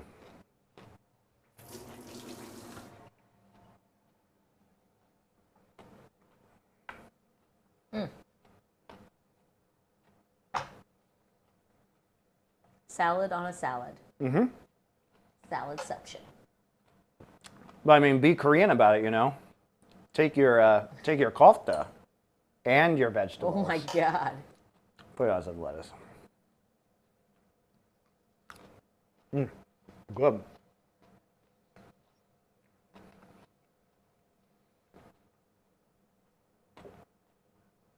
So a bed of long grain rice under the kofta is really nice as well. We'll be making some long grain rice on Sunday night, your guys' time. So next week, which will be the last week before I go to America for a little bit. I'm only going for a week to America, guys, so we'll be right back in the thick of things. 10 days. Okay. She's counted. It's 10 days. I'm home with the kids by myself for 10 days. They're at school most of the time. So what we're doing, and I actually did do these recipes on the cooking stream last year, but you're going to see me redo some of those because we're still in the alpha phase, and I do want to get this particular recipe out there, and it fit with kind of the theme that we're doing. But we're going to be making like a New York City style halal cart chicken plate with some chicken shawarma and some really nice rice. It goes on a bed of rice with some halal cart style white sauce. So we'll be having that. That'll be really nice. And then on Wednesday night, I'm going to be making Moroccan food, which is one of my favorites. And I'll be making an apricot lamb tagine. And this is the richest of the rich, the most decadent, Moroccan dishes, right? Saffron, dried fruit, almonds, like it's delightful. We'll put that on couscous, and we'll make some side dishes, Moroccan-style side dishes as well, including some Moroccan carrots and Moroccan beets. That'll be really good. That's going to be very rich, but very delicious. I'm a big fan of Moroccan food. So we kind of made a tour.